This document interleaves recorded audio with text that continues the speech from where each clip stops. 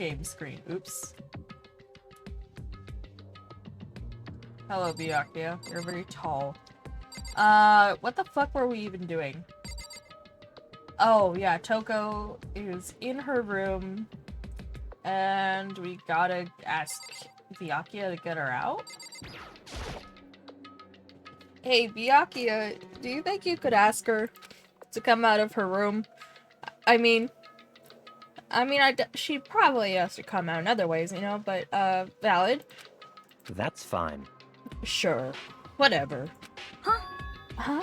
You're gonna talk to her, byakuya? Wow! I guess you could be nice when you want to. Byakuya stood in front of her door, not making a sound, and pressed the doorbell. After a few moments... What do you want? Don't leave me alone! You're all so annoying. Bakula! I'm not kidding, that's what it says. If I can get out of the way. Oh. I'm too thick for this. It literally says Bakula. What? It's byakuya. I'm sorry, I couldn't keep our promise. But don't worry, never again. I won't let Genocide Jack have control over again. And with that, the door slammed shut. Even byakuya couldn't pull it off. There's nothing else we can do. Let's get back to the investigation. Hold on! Hey byakuya, what was Toko talking about just now? Something about a promise? What? Oh, I have no idea. Another one of her delusions, I'm sure. What? Oh, okay. Stop talking. If I say I don't know, that means I don't know. Just let Hina take care of her. Oh, yeah, okay. I'll stay here and keep an eye on her. Let's go. Well then, let's go. Without waiting for a reply, byakuya sped away. Those are not my dogs. Byakuya! And I hurried to catch up. I tried to talk to him several times as we walked, but he didn't even look back, let alone say anything. He just... That is not my dog. That is the neighbor's dog. They won't shut up. He just kept on walking towards his destination. Finally, his feet brought him to a stop in front of a certain room. The library? Come on, let's go in. What the fuck is up with byakuya, man? There are no clues there. We need to check elsewhere. Oh, alright. Thanks for the coin, I guess. If I remember, on the other side of this door, it's the archive, right? Hurry up and go inside. Oh, here? Let's go. It all makes sense once you're inside. He's really pushy. Whoa, there's so many books and files. Hi, Cody! And so much dust, too. So, in other words... I would say there's enough value in this place to endure the dust. Okay. Hello? He should die next! This shelf is stuffed tight with files. Without really thinking about it, I picked one at random. Ah, you have a sharp eye indeed to select that file. Huh? That's right. That's the report on our presidential assassination. The original was kept at the National Library. It won't be declassified for another 30 years. Are you sure you want to look at it now? There's no telling whose crosshairs you might wind up in for peeking at it. Without making a sound, I return the file to the shelf. There's a lot of books in here. Is that what we just checked?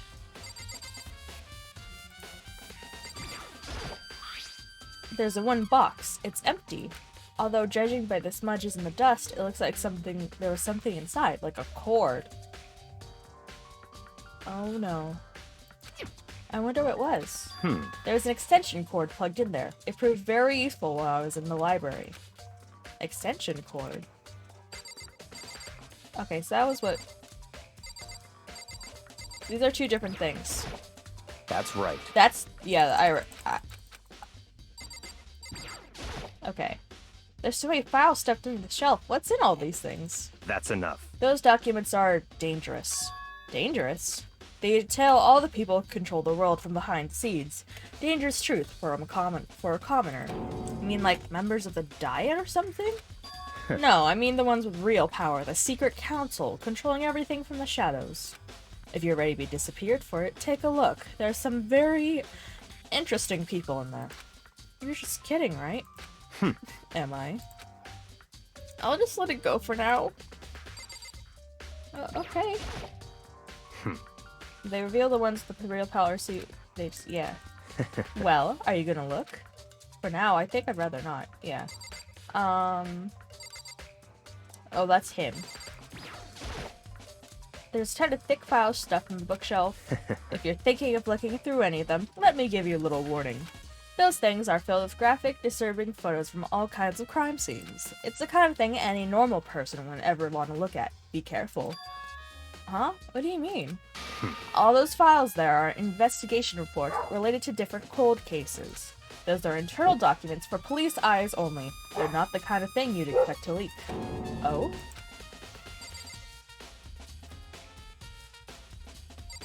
Oh, that's him.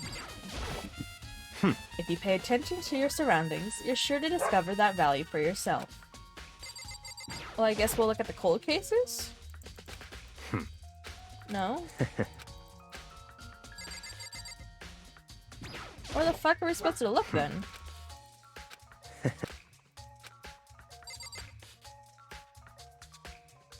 No, that's the same thing.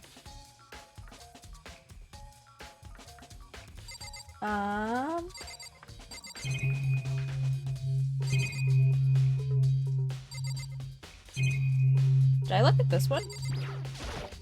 That's right. That's, yeah.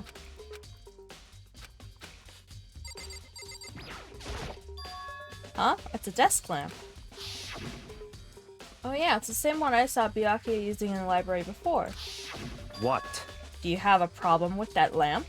It was here before, then I moved it over there. It's too dark over there, so I thought I'd put it to good use. So, are you finally beginning to understand the true splendor of this library?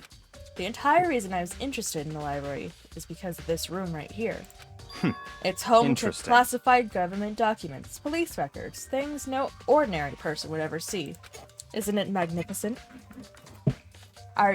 Is this a date now? I'm not interested. I was interested, but now I'm not quite so interested. Also, we're supposed to be investigating a murder right now. I really don't think this is the time or place. Well, actually, it's a nice, okay, place, but, you know, not the time. Not the time, Byakuya. This can't be for real, right? Such ignorance. That's your guys' problem. Anything that doesn't fit into your preconceived reality, you label it as a lie. Well, it's not that. It's just not like I totally refuse to believe it, but, I mean, there's just so much. How could anyone have put all this together? I suppose it goes to show just how much Hope's Peak truly wields, or perhaps the mastermind may have wanted to provide us with enough entertainment to keep us from getting bored. It's no use. I can't keep up with this. It's just too unreal. What's wrong? You still can't believe it? What about you? How can you believe it so easily? Things like that are usually impossible. What? What do you mean, usually? Usual, normal, ordinary, simple. Those things don't exist anywhere in the real world. If you don't understand what they actually represent, you don't understand the nature of anything. You don't pull your punches, do you? Nope, he doesn't. Besides, what you consider usual is based on your common sense, right? But what makes you think your own common sense applies to me at all? The documents gathered here are genuine. I have reviewed them multiple times, so there's no doubt. Hold on a second. You've said you've read all these documents and more than once? Do you, like, spend time, like, in the night? How do you read so fast, dude? Oh, well, he's ultimate progeny. He's probably raised to do that. But all this has to be, like, top secret confidential stuff, right? So why? My family has a reading room just like this at our home. Ours is bigger, of course, and not as dusty. Oh, wow. Way to be bragging and shit. Huh? Members of the Tagami family have access to any variety of government-related documents. That includes foreign powers as well as domestic. How is that possible? So, in other words, I already told you, there's a secret council that controls the world from the shadows. My family is a member of that council, and I've within me the bloodline that will allow me to one day bend the world to my will. But to become such a ruler, I must know all levels of this world forwards and backwards. I don't think you know all the levels of the world right, all the way. So whenever I have time, I like to review whatever documents and materials that interest me. Which is why I can proclaim without a doubt that the materials gathered here are the real thing. This is beyond believing or not believing. Byakuya is actually starting to scare me more than an actual mastermind. Yeah, same. And what always interested me the most were the cold case police investigation reports. Reading through those reports has always been a hobby of mine ever since I was little. It's excellent mental exercise. I've solved more than just a few of these cases just by reviewing the reports.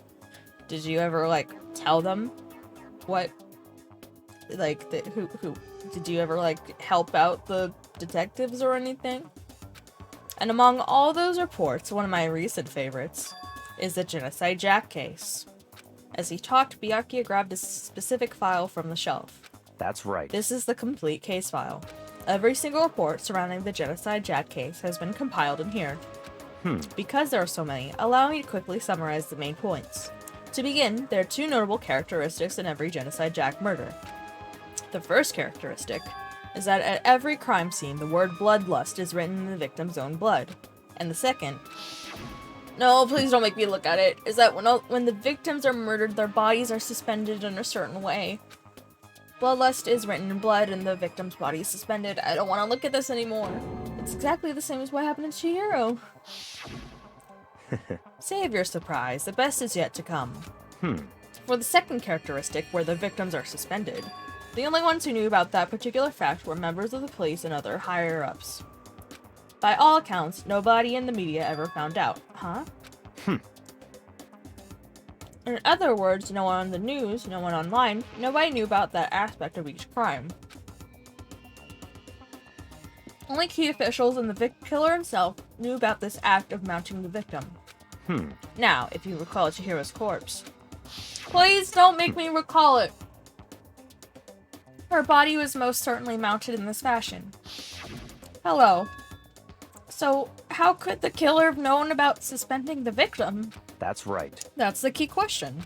But in fact, the answer is quite simple. So, in other The words, culprit isn't a copycat killer. It's the real Genocide Jack. in other words, That right there is the evidence that Genocide Jack has hidden himself among the rest of us. Among us. Then, Genocide Jack really is such a brutal, fiendish killer? Really is walking around among us? Stop talking about Among Us. We're in a different game right now. interesting. Things are really starting to get interesting, aren't they? I never imagined a killer of such a reputation would ever become part of our little game. Now, don't you think it would be good for you to take a look at what I've already seen? You might just manage to ferret out a clue or two. Such ignorance. If you get down on your knees and beg, I might even show you myself. Oh, so this is that kind of thing. What is it? What is with this game and people wanting me to get down my knees and stuff? Or, like, people wanting knees and what?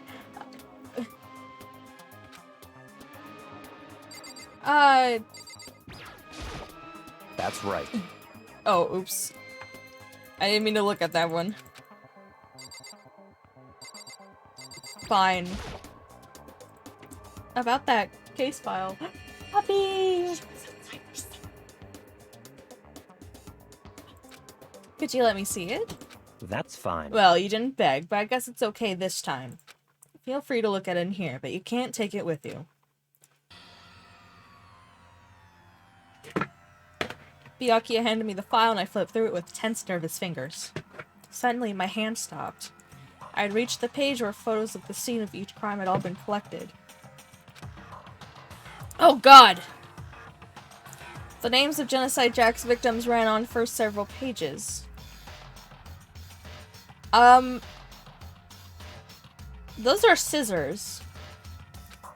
Ken Harada 32, Tetsuhiro Honda 17, Shoki Gaku 23, Ikano Issei 14, Takeshi Yoshida 30. Komatsu Nataro Takefumi Gono, Uchida no Isa, Takashi Masumune, Yuto Yumejima. There was no end to it. But one thing became perfectly clear as I read. All the killer's countless victims were killed and suspended in exactly the same way. And at the scene of every murder, the word bloodlust was left in the victim's own blood.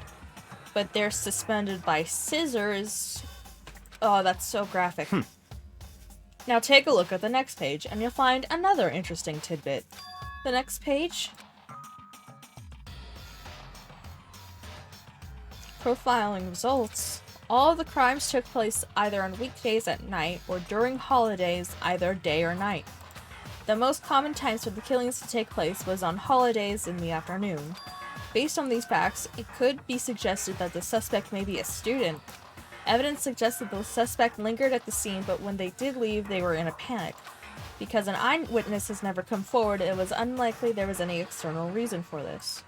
This confused behavior suggests that the suspect may potentially suffer from dissociative identity disorder.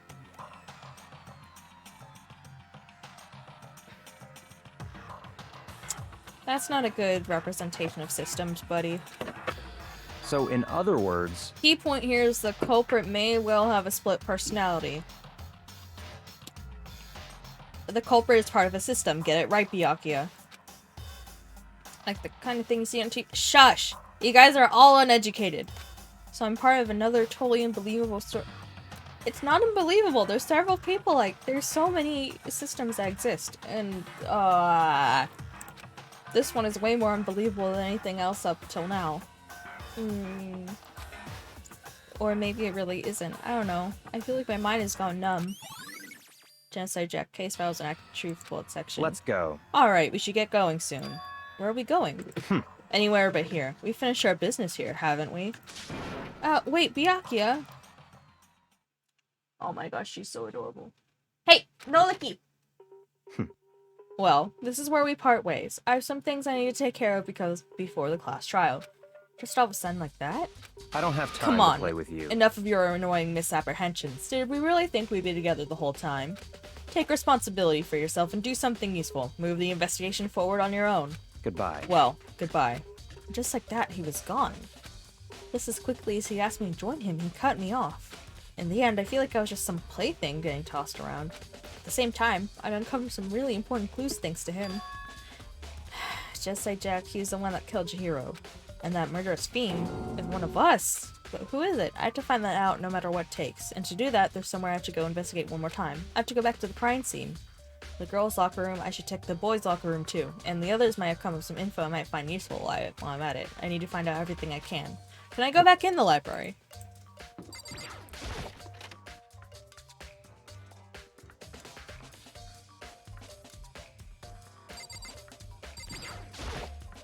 There's a thick layer of dust on top of the desk. Maybe there's some kind of clue here. Guess not. Okay. The lamp, why isn't it turning on? Oh, I see. It's not plugged in.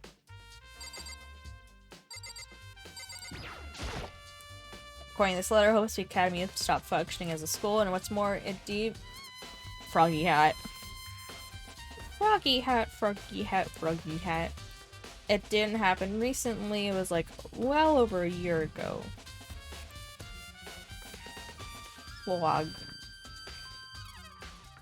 I like frogs because they go boing and ribbit.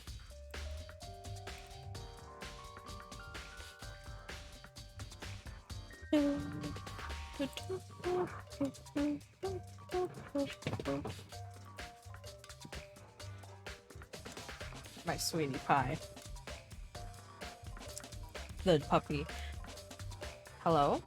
OBS? Thank you. The mastermind probably took over the abandoned school in order to start this killing game, which explains why there aren't any other students here, is because it's not a real school. And then there's these serious issues that forced the school to close down in the first place. Is there any connection between that and what's happening to us now? The mastermind's motive. If we can figure out why they want to imprison us all here, Iris Pog, will that be enough to get us out of here? Or... I have no clue, buddy.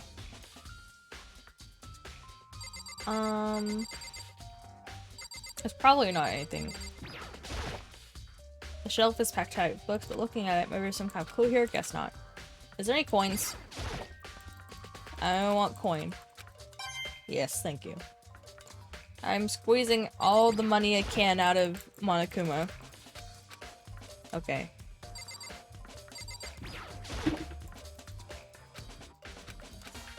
Thank you, Monokuma.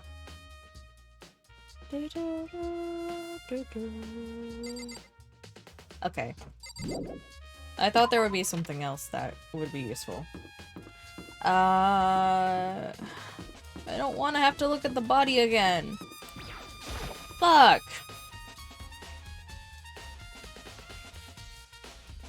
Hey, Hifumi, what's up? Da-da-da-da-da! Ding ding ding! Hifumi has discovered evidence revealing the identity of the culprit. I feel as if... Another stat increase for me! Evidence? What did you find? I cannot reveal that just yet. That's it. But I guarantee I'm sure of it. when I found we'll steal the killer's breath from his lungs. Are you sure about that? Oh yeah. Miss Lunenburg said she'd witnessed something worthwhile too. What'd she see? Well, She it used to would tell me. seem... It's like when a girl bullies the boy she likes, right? Right. Where's Celeste now? The warehouse by the dorms. She was there at this, but at the same time, not there. What's it gonna be? Okay.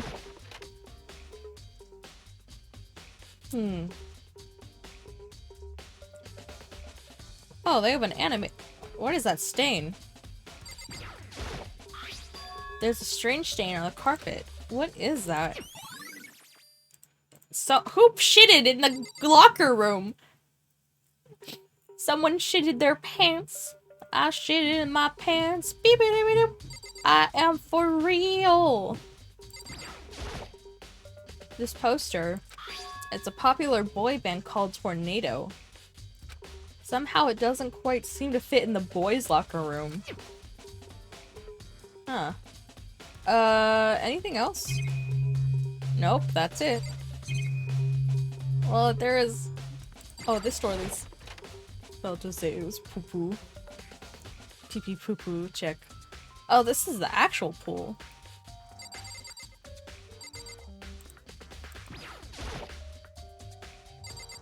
Oh? What?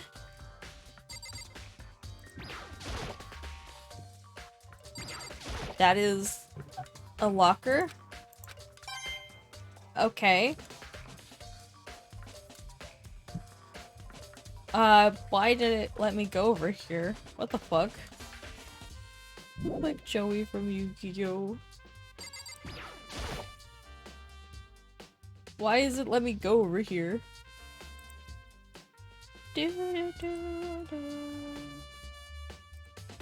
Okay.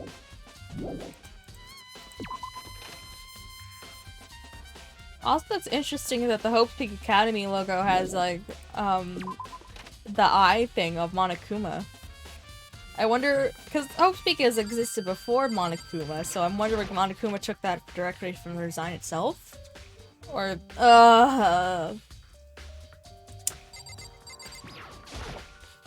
It's the bloodstained poster. The blood is the most noteworthy part, but the big-breasted swimsuit model is pretty noticeable, too. A girl's locker room doesn't seem the kind of place you'd find some... No, it's... It's for the girls to have something to look up to. No, I'm kidding, I'm kidding. Oh, but wait, that reminds me. The poster in the other locker room is... There's something strange about this. In the boys' locker room, there's a poster of a popular boys band. In the girls' room, there's a poster of a big-breasted swimsuit model. But the posters have been switched? But they were... Why would it... What reason would anyone have? Maybe you should talk to someone who knows a little bit more about the locker rooms.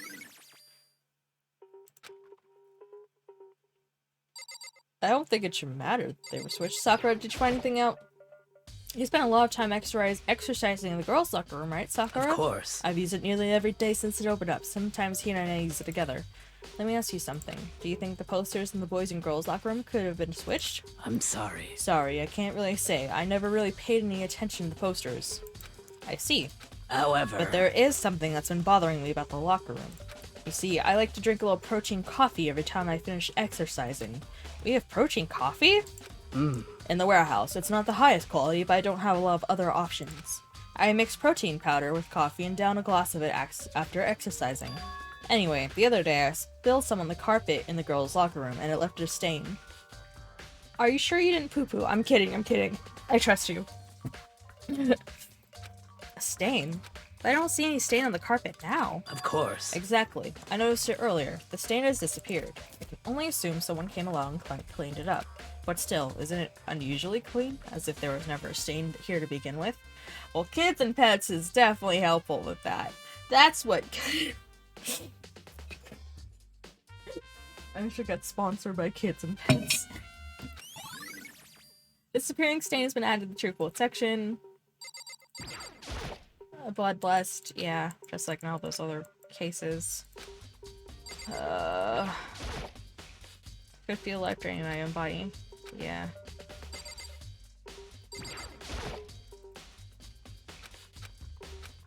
Okay, it won't let me. There's a bloodstained carpet, can leave it chart. Yeah. That's the one object. It's a murder weapon, but.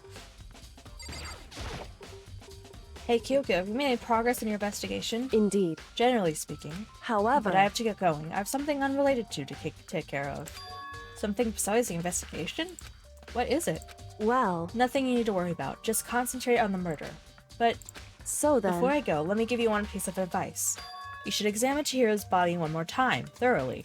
Also, her handbook is missing. You might want to determine its whereabouts. goodbye. That's it. I'll be praying for your success. With that, Kyoko turned and left the girls' locker room. Guess I'll take another look at the body then, and Chihiro's handbook is missing. That's definitely worth worrying about.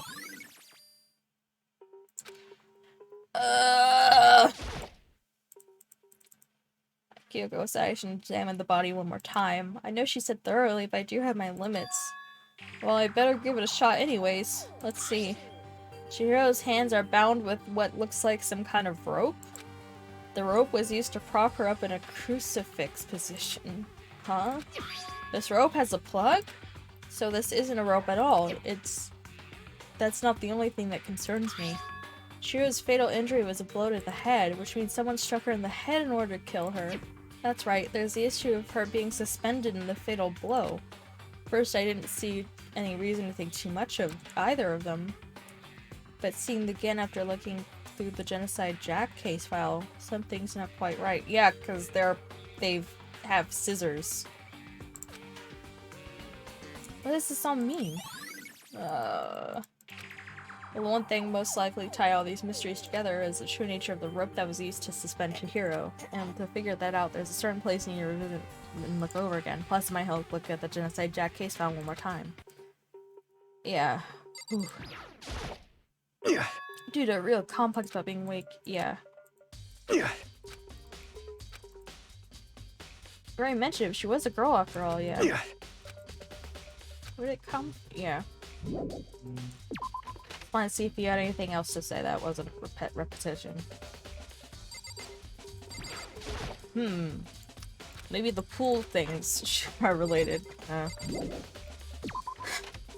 Man. Man titty, man bird. I guess we'll look back at the library. It said though the light wasn't plugged in, but it looks plugged in?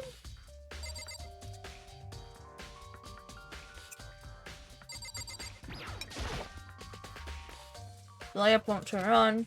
I'm not plugged in. The lamp's cord isn't long enough to reach the outlet from here, but last time I saw it, it was definitely on. It was definitely right here. Byakuya was using an extension cord, but there's no extension cord here now. I wonder if...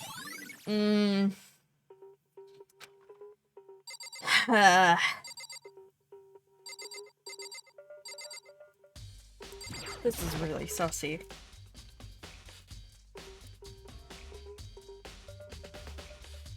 Want to take another look at the case file? I know it was around here somewhere. It's gone. Did someone take it out of the archive? But the only one to do something like that. I can't think of anyone but Byakuya. Okay, so that's fucking gone. So we can't take any more looks at it.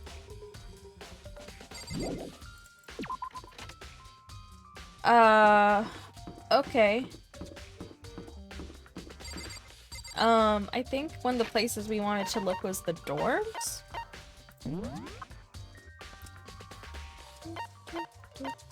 We looked in the archive and we looked in the library. We looked in the pool, we looked in the girls and the boys. We need to go to the warehouse and also the dining hall, I guess. Oops. I don't think there's anything else that's important to look at. I don't know if he knows anything, I don't think. Actually, I might as well go over here. Oh, do you know anything about the case? How Maybe we should have confessed our embarrassing secrets after all. Damn it, I'm sorry, Chihiro. It's all because I wasn't strong enough.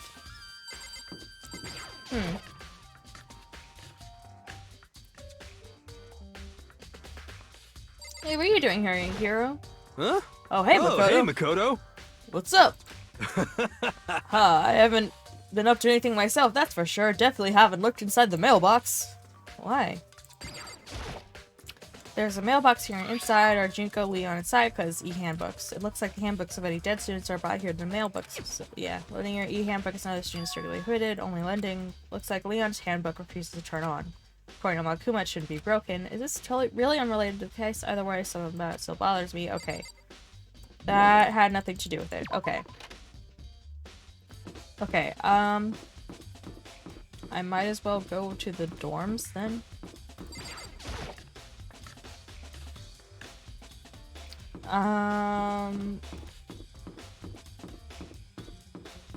Did Toko still want us to do something? That's Toko's room. Probably leave her alone for now. Okay.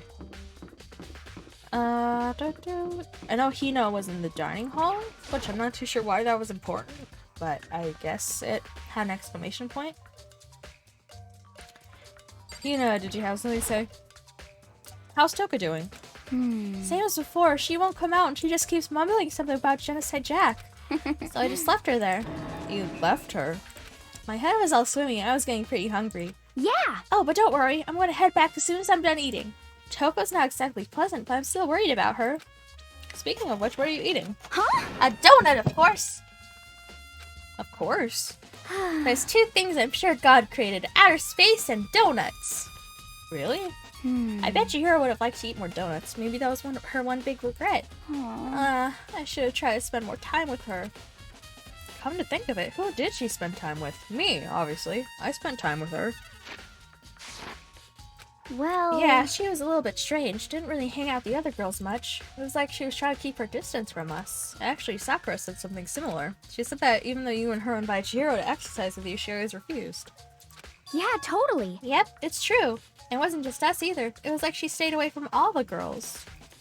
Was she just shy? I don't know. She talked to the boys all the time. Isn't it kind of weird to be shy around your own sex, but totally fine with the opposite sex? No. That's not weird. Oh wait, maybe. Maybe she was used to guys spoiling her. The law says you can't judge a book by its cover, right? Hi. Hello. Here's a... Thank you. Take the wrap, please. Thank you. Whoa.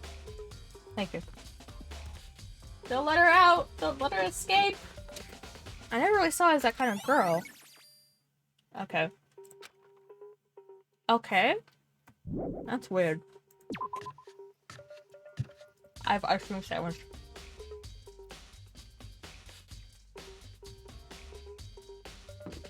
The warehouse is the next place. Cause Celeste is in there? Hey Celeste. That's all kinds of different food stacked up. I don't see anything noteworthy. There's all kinds of stuff piled up everywhere. I don't see anything noteworthy. I want a coin. Give me a coin. Towels, jackets. Look like they've put together a good collection of school equipment. No? Is that it? Alright. Celeste, what are you doing here? This warehouse is amazing. It is absolutely everything one might need to live a full life. From food to clothes to towels, there's an endless supply to choose from. I see that, but have you found anything related to the case? Most unfortunate. I knew you were going to ask me that. I thought talking about the warehouse itself might misdirect you, but I see it was pointless. Then you did find something? Very well, I will tell you, and only you. Actually, Last night I saw her here. Chihiro was in the warehouse. What? Really? indeed. It was right before nighttime. What are you doing out this late? Oh, I was just... Are you planning to go exercise, perhaps? What? How did you know? Because I can see a blue track jacket sticking out of that duffel bag you're carrying. Oh, you're right. Thanks. Well, I'd better get going. I'm kind of in a hurry. She stuffed the jacket into her bag in a hurry. It was almost like she was trying to hide it. And just like that, she was gone. Yes, I assumed indeed. she was merely stocking up to go exercise in the morning, but it would appear she ignored the nighttime rule and headed directly to the girls' locker room. If she hadn't broken our rule, none of this would ever have happened. You get what you deserve, I suppose. Wow, stone cold. So apparently she went to the girls' locker room late at night in order to exercise without anyone knowing. But the strange thing is, there was no trace of the track jacket or duffel bag Celeste said she saw Chihiro carrying, which would mean the killer would have gotten rid of it somehow. Celeste's account been added truthful section. Oh fuck.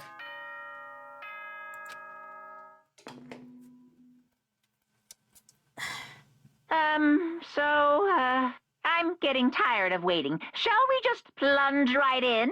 It's the moment you've all been waiting for! The class trial! You remember where to meet, right? Please go through the red door on the first floor of the school. See you soon! Class trial time. Begin the class trial, or it's about to begin. The red door is right through here.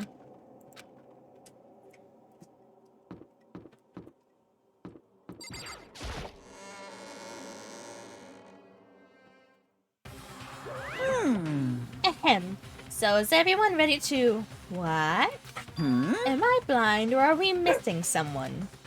Yo. Yeah, Toko's not here. Huh? And Toko is... You really don't remember? Come on! Kidding, I'm just kidding. How could I forget that little nut job? She's a crucial part of the class trial this time. What are you gonna do? Okie dokie, I'll go ahead and drag her out here kicking and screaming. Just one moment, please. And just like he said a few minutes later, he reappeared dragging Toko behind him.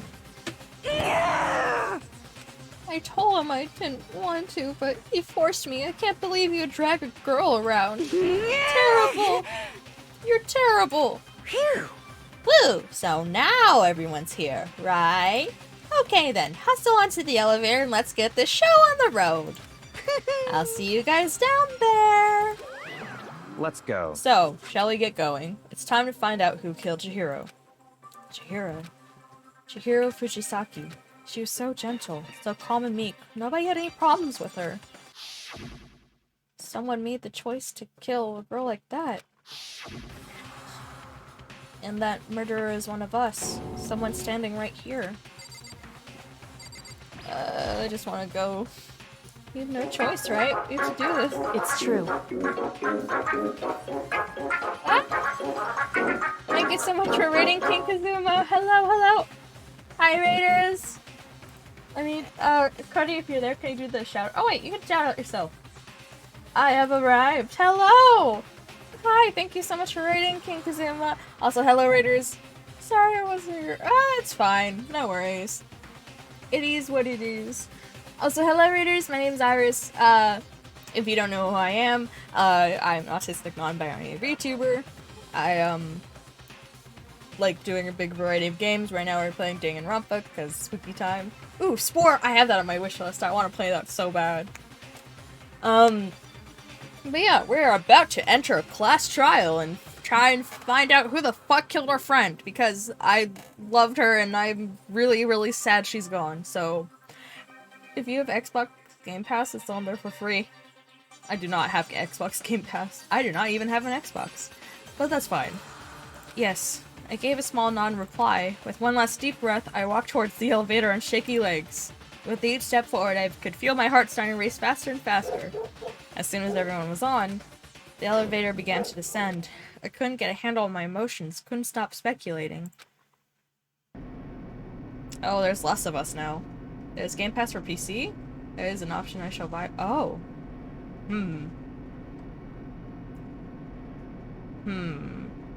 The steel box sank with heavy clunking sounds deeper and deeper into the ground. And as we went deeper, the uneasiness in my heart grew bigger and bigger.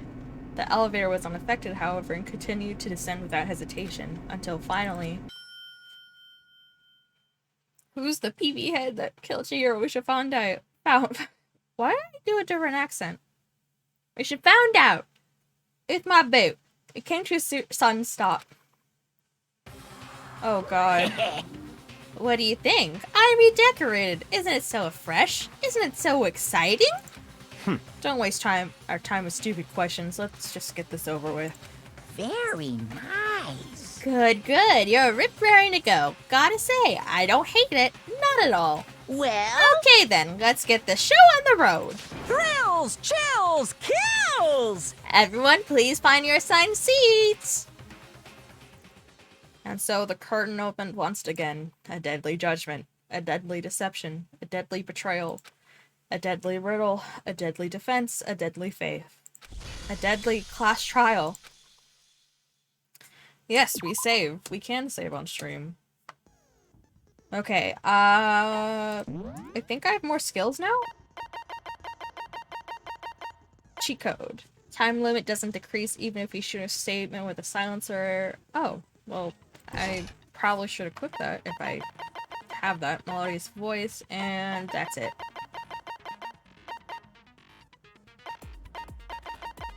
Okay. I guess that's all we have. That's fine.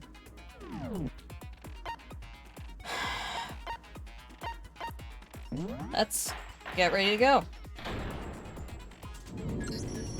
Let's begin with a basic explanation of the class trial. So, your votes will determine the results. If you can figure out who done it, then only they will receive punishment.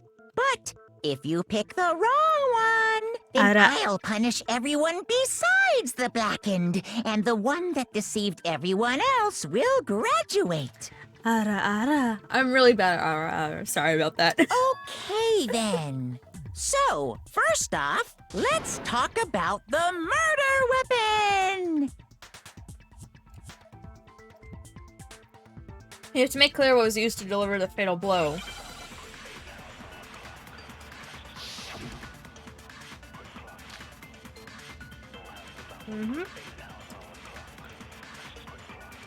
Chihiro's fatal injury. It appears it was a head wound. According to the Monokuma file, the killer used a blunt instrument. But what kind of blunt instrument could it have been? I bet it was an iron pipe. No, that's wrong.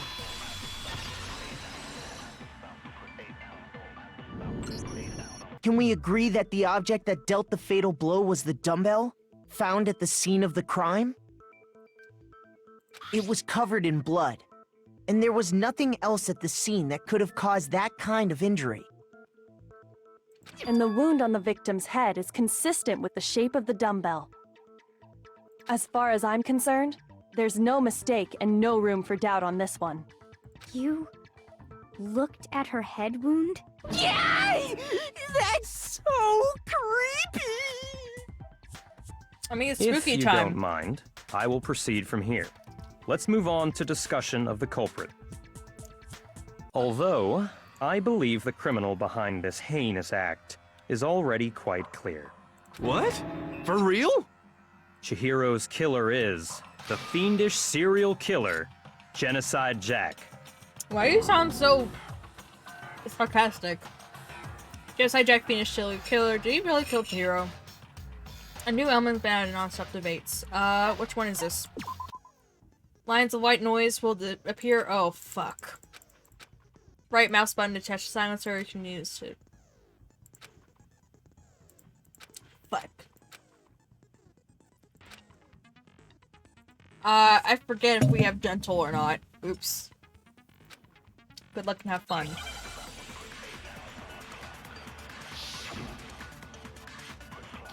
Genocide Jack case file. The culprit is Genocide Jack. I'm sure of it. Case closed, as far as I'm concerned. But that's impossible! Why? What makes it impossible? Well, I mean, come on! There's just no proof for it.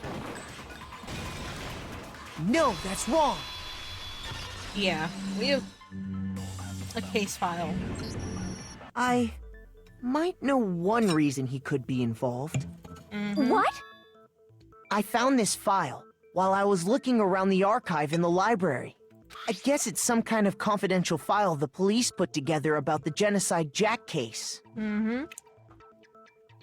What? That's kind of weird as shit, isn't it? What was something like that doing in the library?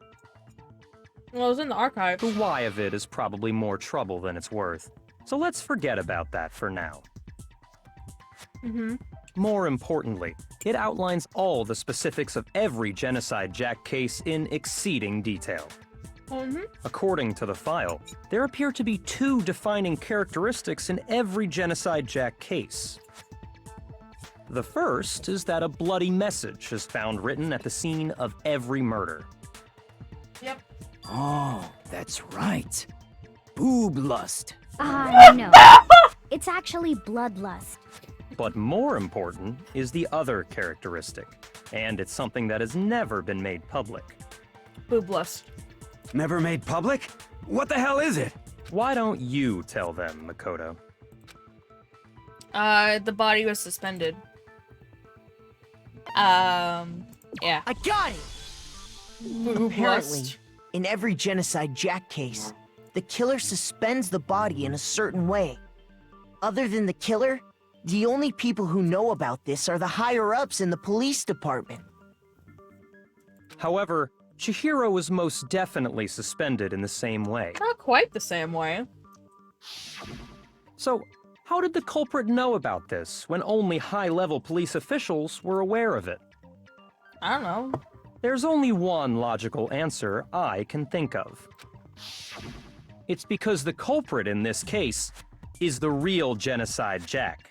No fucking way! You're saying Genocide Jack is one of us? Yes. In fact, it's Toko. What? What? Genocide Jack's true identity is Toko Fukawa. What?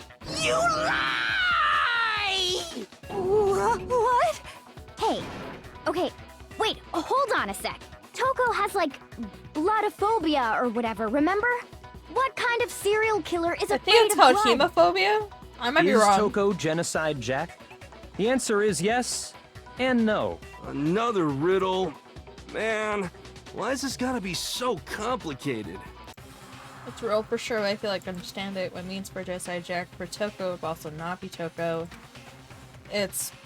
yeah, Toko's a system.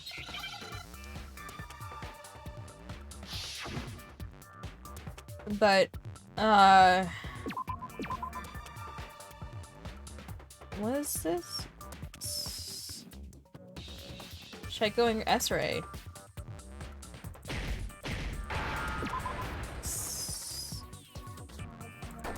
I feel like I should be going for the... Fuck, I missed!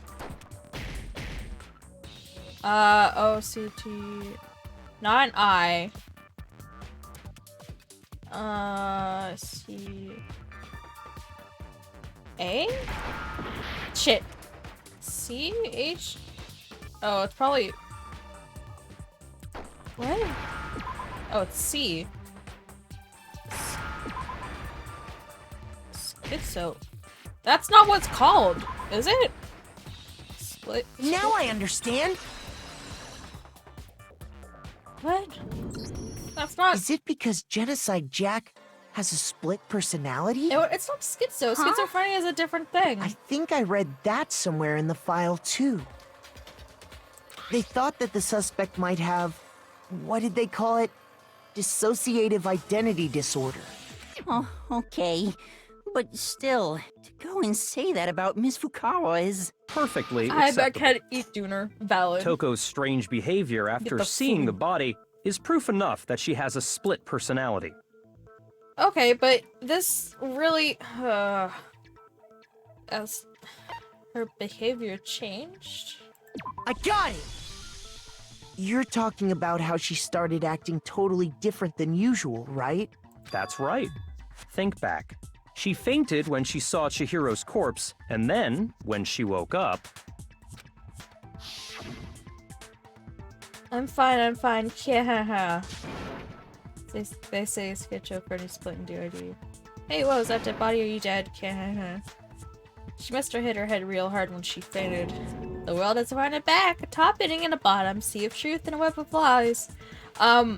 One thing I would like to say is that I know like a few people that are systems, which is what people with DID, some people with DID refer to themselves as systems because it's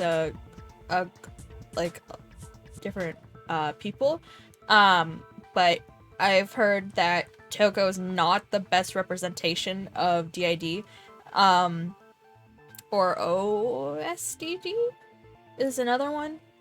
But yeah, please do your own research if you want to know more about it. But yeah, she's not supposed to be the most perfect representation of someone with DID, so yeah. This is quite concerning. I mean, she sounds completely different. Yeah. She was acting funny, that's for sure. That melancholy tone of hers completely disappeared. Don't go assigning adjectives to my tone without permission.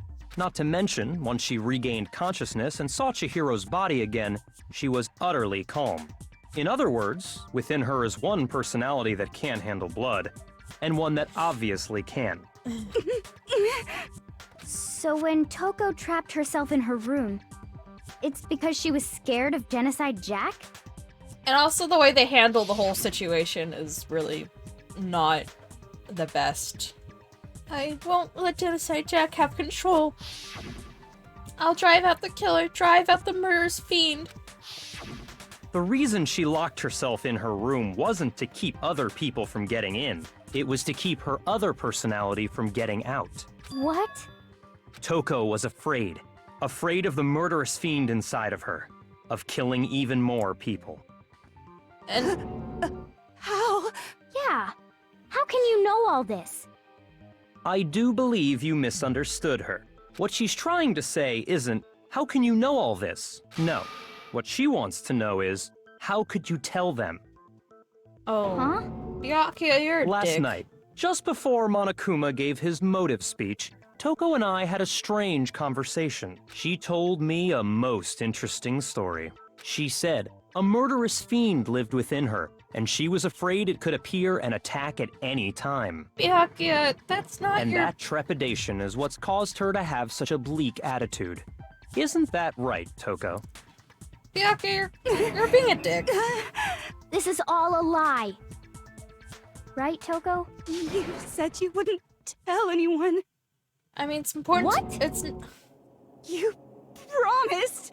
I can't believe you lied! You have only yourself to blame.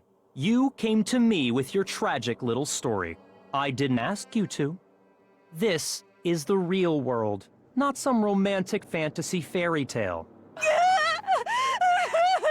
Besides, you broke your promise first. You said that as long as you were here, no matter what, you wouldn't let Genocide Jack kill anyone. But in spite of that promise...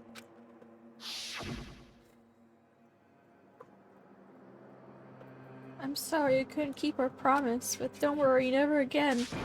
I won't have Genocide Jack control her again. You said if I kept my promise, you would go out with me.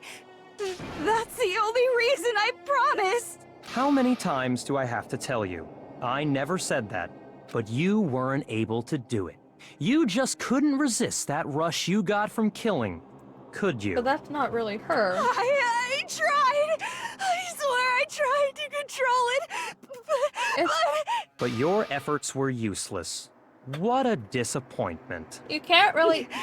I hate you. Well, the opening act is nearly finished. All that's left is to hear from the person in question directly. The person you don't mean... Poor Toko. She has gone through so much, and they're... Toko's body suddenly lunged backwards. A huge thud echoed across the courtroom within the next second. Well, hello there! Is it me you were hoping to see? Yes! What the heck? So you figured it out, huh? Well, whatever. What are you gonna do? I'm the ultimate murderous fiend, Genocide Jack! Or better yet, let's go with Genocide Jill! What the fuck is this? Toko, what happened to you? Not Toko. That's a loser name. And what happened is a textbook split personality. So what if one of them happens to be a serial killer? You should turn a blind eye to one's faults. She's so intense. Like they say, sound in murderous mind, sound in murderous body. This one is so different from the one we've come to know. Yes, well, the world is composed of a front and a back, you know. Just like how every inning has a top and a bottom, or how in the depths of every truth lives a little lie. Behind every dark and gloomy soul lives another that shines as bright as the sun! This is the murderous fiend Genocide Jack. Exactly. That's another reason why I really don't like Jack, how they represent Jill, all of can this I with ask you a question? Toko. It's What's up? not really that good. Some of us think you might be the mastermind behind our It's entire like further situation. pushing What all are your of that thoughts on that? whack narrative that some people Well, try I'll to tell put you, on I am the people with mastermind the of idea. all masterminds! Just kidding! Then it's not true? And now my Of dog wants course to it's not escape. true. How dare you try to link me to that creepazoid? Also, I just hate the And way that they're another treating thing, her. The police and government and society in the outside world are totally powerless. I mean, they just let this idiotic, bloodthirsty maniac go buck wild all over town. Sure, I'm a bloodthirsty maniac, but life is pain, right? To live is to hurt other people. It's a necessary evil if you want to survive. The act of living itself causes pain for everyone. Just kidding again! This should be enough to convince you. This murderous fiend is responsible for Chihiro's death. Hi. There's clearly a motive, so there should be no doubt. A motive? Remember what Monokuma told us? If someone didn't murder and graduate within 24 hours, an embarrassing memory or secret would be revealed. Well, let's assume that Toko's secret was about Genocide Jack. If a secret like that came to light, Toko's life would have undoubtedly been forever ruined. So she had a very clear motive to never have that side of herself exposed. Interesting. My dogs wanna very, escape. very interesting. But sorry, as much as I hate to admit it, I'm not the culprit. Huh? But I cannot imagine anyone other than you could murder someone in such a bizarre fashion. Maybe so, but nevertheless, it's the truth. Do you really expect any of us to believe you? Yeah. I could never believe a word you say, you monster. Maybe she's totally right about that, but something's still bothering me. Hey! Marley XP, come here. But she said, I need to get some more details about all of this. Yeah, this part of the case, this whole thing really makes me uncomfortable. The status of the dead body. Sorry, but I didn't kill anyone. You say that, but do you really expect any of us to believe it? Perhaps if you had an alibi, that would change things. Oh, an alibi, huh? Now we're talking. When you compare your past murders to this incident, the modus operandi matches completely. No, it doesn't. What more proof do we need? Give it up. You killed her. No, she didn't. Okay. Sorry, but I didn't kill anyone. You say that, but do you really expect any— Perhaps if you had an alibi. Oh, an alibi! When you compare your past, the modus operandi matches. It does not. No, that's wrong. I really don't think she did it. Are the methods of murder really exactly the same? I'm not so sure about that. I think there's a slight difference between the Genocide Jack cases and this one. Huh? How's it any different? Uh-oh, you don't know? Well then, human garbage, let me tell you! I murder with passion and conviction. I consider myself a professional, and I have a very particular way of doing things. Imagine you go to a fancy Italian restaurant. They're very picky about the noodles, the sauce, everything. But what happened to Chihiro? Hold on, let me pause really quickly. Alright, XP can go out, but not Marley, because that should not take.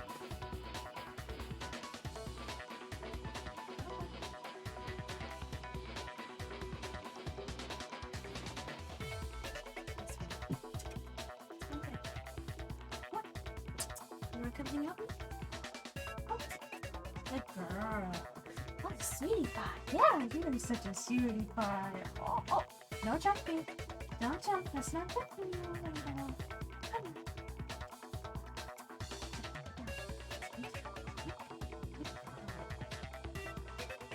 Good girl. Oh. I know you're so happy to be excited. We got you a jump right now. Okay. Sit. Good girl. Oh, sweetie pie. I should have turned the light on, actually, because the tracking isn't working. Oops. Hopefully the computer brightness is enough for tracking, but I'll get to it when we get to it. Okay. Sorry for that.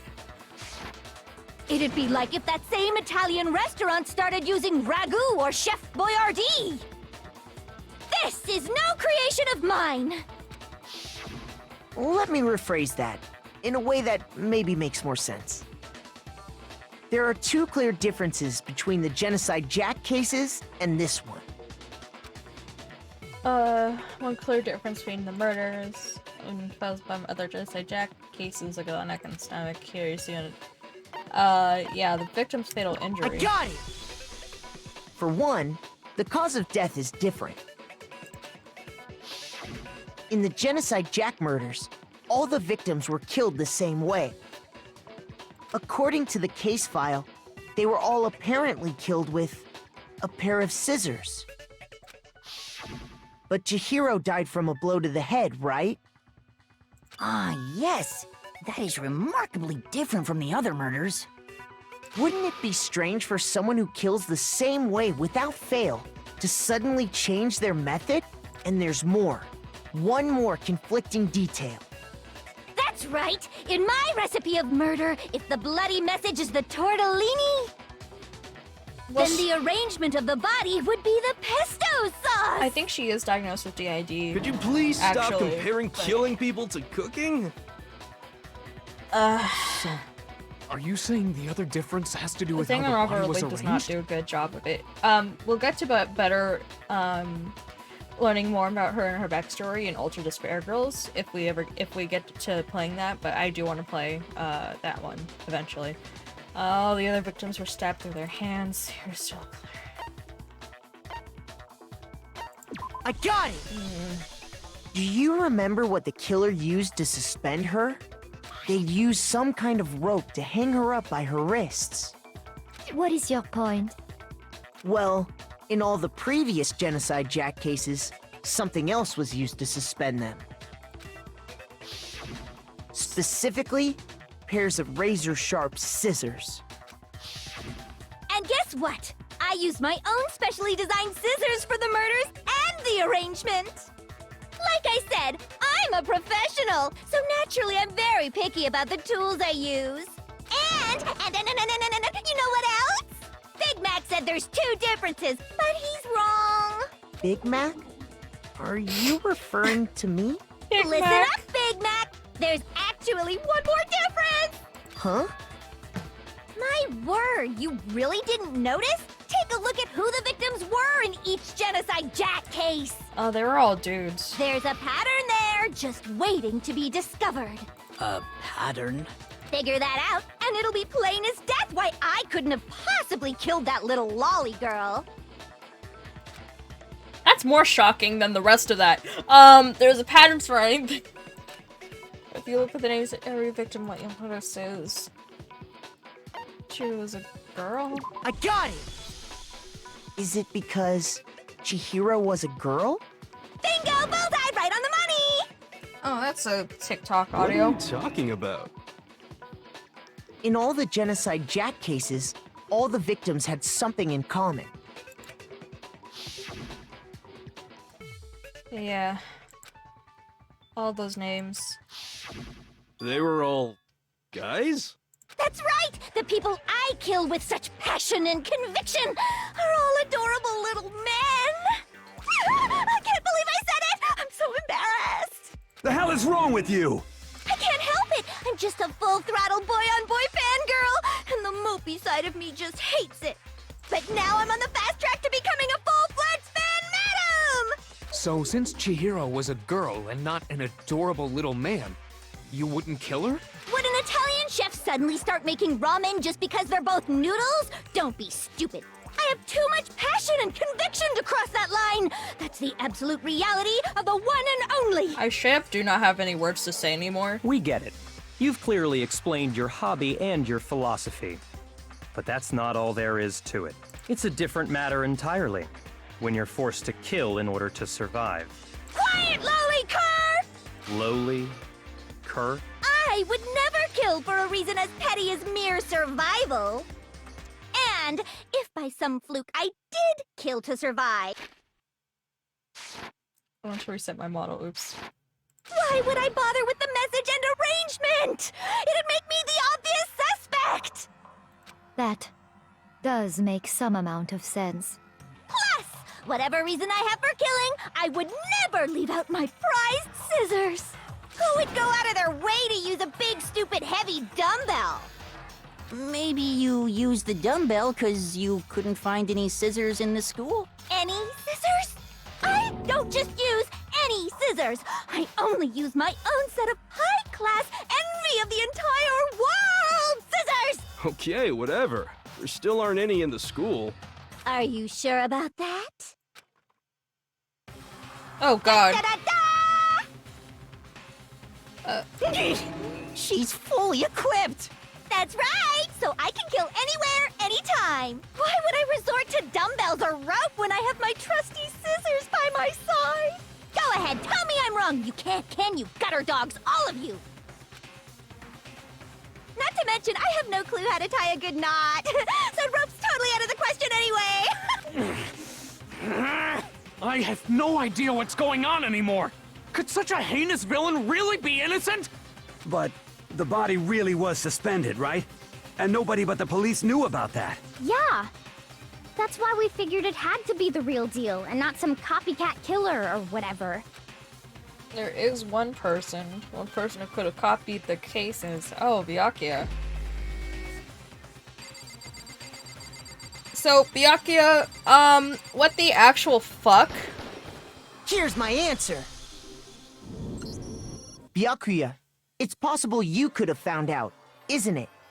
You'd have no problem gaining access to classified government documents or internal police records. Plus, you'd already looked through the Genocide Jack file before this all happened, hadn't you? Are you saying Mr. Togami did it? He's looking really sus Then right the now. reason he pushed the theory of Genocide Jack being the killer so hard was because he wanted to pin the crime on her. So, he rearranged the scene to disguise it and make it look like I put my stamp on it. The adorable glasses man was behind it all. Oh, I'm on fire! Well, Byakuya, what's your response? Adorable glasses man. I see. So now the suspicion falls on me. Then I must ask, when would you say I began acting suspicious? Surely you must have an answer. Looking You were back and sus the whole thinking about it time. now, Sussy The baka. way you were acting Sussy right before we byakuya. discovered the body was a little strange. Yeah. And the locker rooms. They're suspicious. Very suspicious indeed. Wouldn't you agree? Suspicious? It seems nobody searched the locker rooms. Let's start with the girls' locker room. You wanted to go to the girls' locker room right away, right? But since you're a guy... I should have naturally thought of the boys' locker room first. Is that what you want to say? The victim was Chihiro, a girl. Hence why I said we should check the girls' locker room. Nothing strange about that, I'd say. On the contrary, there's something very strange. Okay then. What's so strange about it? Go ahead. Share with the rest of the class. There's a contradiction in what he just said.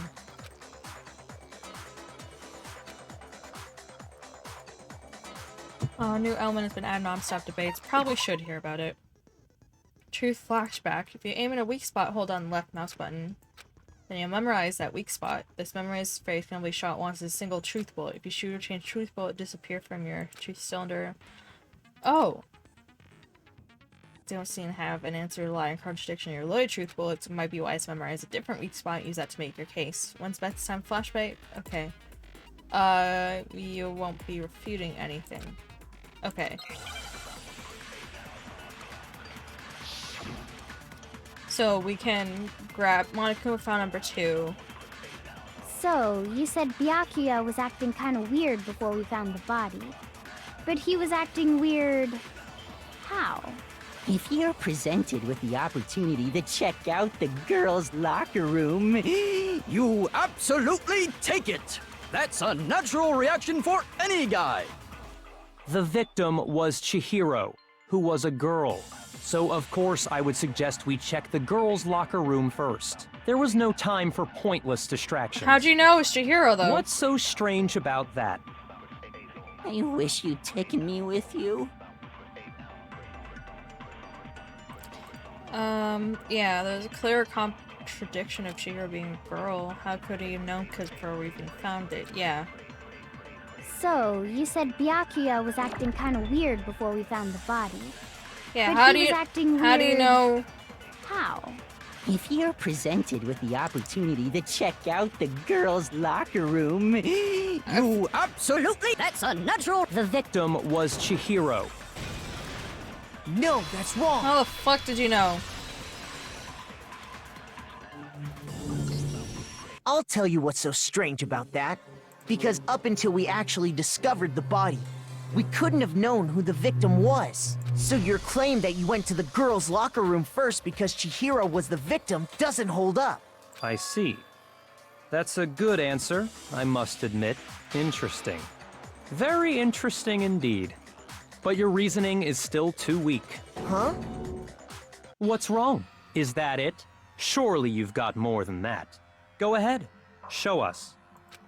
What's with this attitude? It's like he doesn't even care. I've got him cornered, but he's acting like it has nothing to do with him. What's the matter? You're not finished already, are you? There must be more to it. There is. I think. There is more to it. Think about it. We just talked about the differences between this case and past Genocide Jack incidents. The proof you're looking for is hidden in there. Oh? Proof that I'm the culprit, you mean? If pursuing this case and other Genocide Jack murders, the evidence proves Byakuya is responsible is hidden in there. What could it be?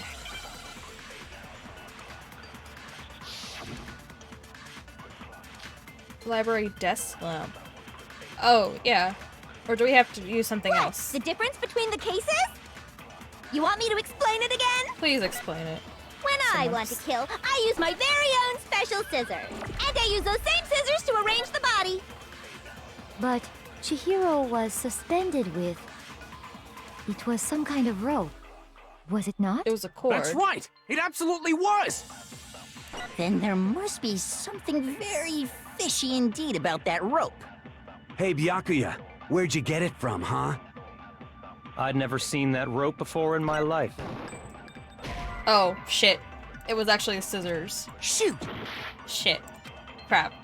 Okay. What? The difference between the cases? You want me to So of course explain you've when seen I it. want to kill, and I use those same But Chihiro, it was some kind of... That's right! Then there must be some... Hey, Byakuya. I'd never seen that rope before in my life. Obviously, Fuck! somebody else must have had it hidden away I somewhere. fucked up. Okay. What? The difference... Fast forward, fast forward, I fast want to forward. kill, and I use those same... But, Chihiro, it was some kind of... That's right! Then there must be some... Hey, Byakuya. Wait. I'd never seen that rope before in my life. Shit. Obviously, Shit! somebody Not again! else must have had it hidden away Thank you so much for following Harsher 47. Yeah. I keep fucking up. You want me to explain when I want to kill, and I use those same... But, Chihiro, it was some kind of... That's right! Then there must be some... Hey, Byakuya. Okay. Where'd you get it from, huh? I'd never seen that rope before in my life. Come on! Ugh. No, Finally. that's wrong. Jesus Christ. Yeah. Actually, I'm pretty sure you have seen it before. Because, you see, that rope, or should I say, that extension cord? What? An extension cord? It's an extension of my heart. Byakuya, you've used the extension cord in the library more than once, haven't you? Yep. And the same extension cord that was in the library all this time? Oh, it's not tracking my face right now. Oops. Went missing after the murder. Hold on, let me turn my light on because now my computer is having trouble tracking my face. It's gotten too dark in here. Ooh, daylight savings time. Oh, hi, cutie pie.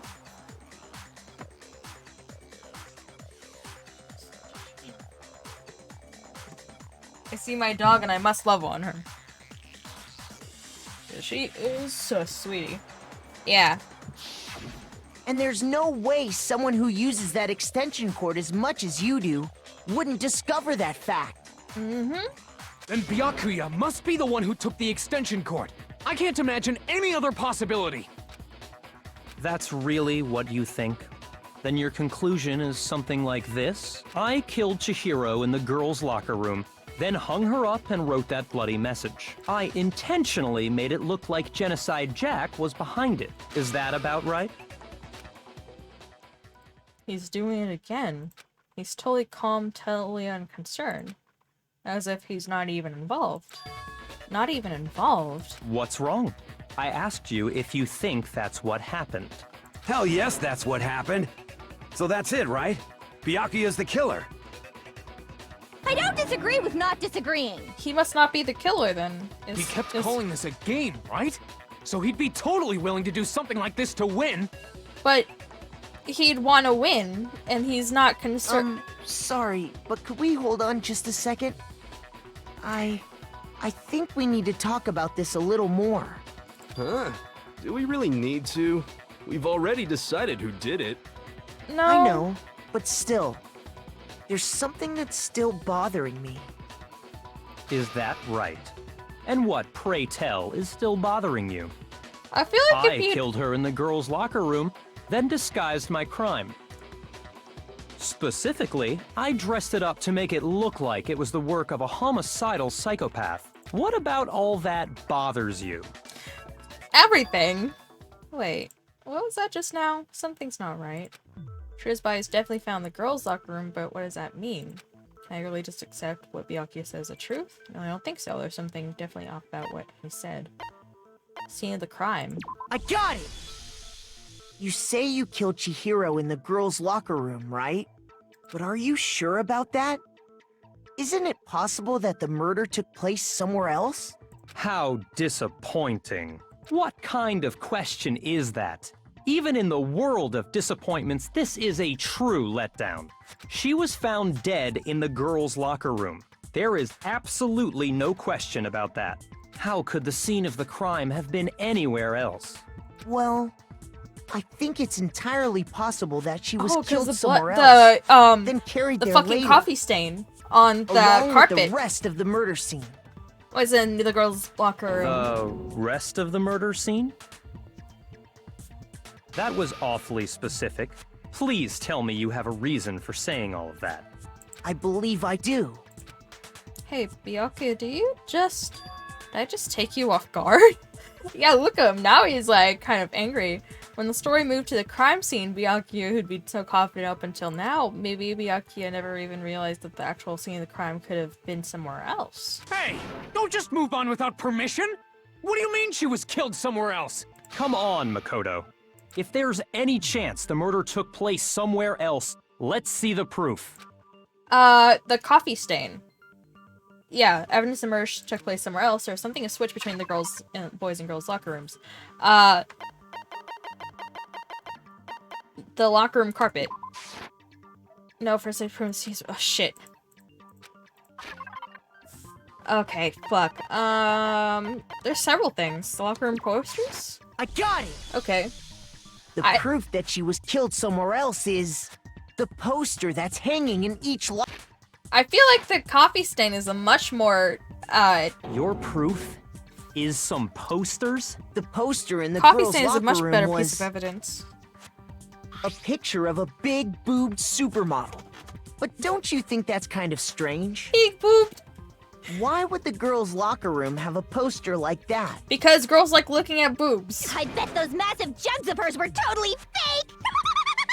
Hey, that's... Meanwhile, the boys' locker room had a poster of the super popular boy band Tornado. Again, that doesn't really seem to belong in a boys' locker room. Some boys like boy So bands. you're saying that maybe the posters were switched? And there's one other thing I noticed about the locker rooms. You know what I'm talking about, right, Sakura? Yeah, the coffee You're stain. referring to my protein coffee, aren't you? Yeah. Protein coffee? While I was in the girls' locker room earlier, I spilled some protein coffee on the carpet. But I noticed that after the murder, the stain had been totally scrubbed away. No, it's not that the stain was scrubbed away. It was moved. I got it! To the boys' locker room. The stain on the girls' locker room carpet wasn't scrubbed away. In fact, I found it on the boys' locker room carpet. Yeah. That's definitely the stain from my protein coffee. Then, does that mean that the carpets were switched too? Mm-hmm. But why would anyone do that? To move the murder scene from one locker room to the other. It's certainly plausible, don't you think? What? In other words, in order to completely swap the scene of the crime, the blood-stained poster and carpet were moved along with the dead body. By doing this, the killer was able to change the entire room where the murder took place. I can certainly follow your reasoning, but why would the culprit bother doing that? Huh? Why would they go to all that trouble of switching the scene of the crime? Yeah, why would they do that? Actually, an even bigger question. If the murder did take place in the boys' locker room, then how did Chihiro get in the boys' locker room in the first place? To get into the locker rooms, you have to swipe your e-handbook across the card reader device. Is Chihiro not a girl? But Chihiro's handbook should have only allowed her access to the girls' locker room. She had no way to get into the boys' locker room to begin with. No, she did have a way, and I can tell you what it was. I highly doubt that. Shut up! I'm telling you, I know how she could have done it. Could Chihiro really got in boys' locker room somehow?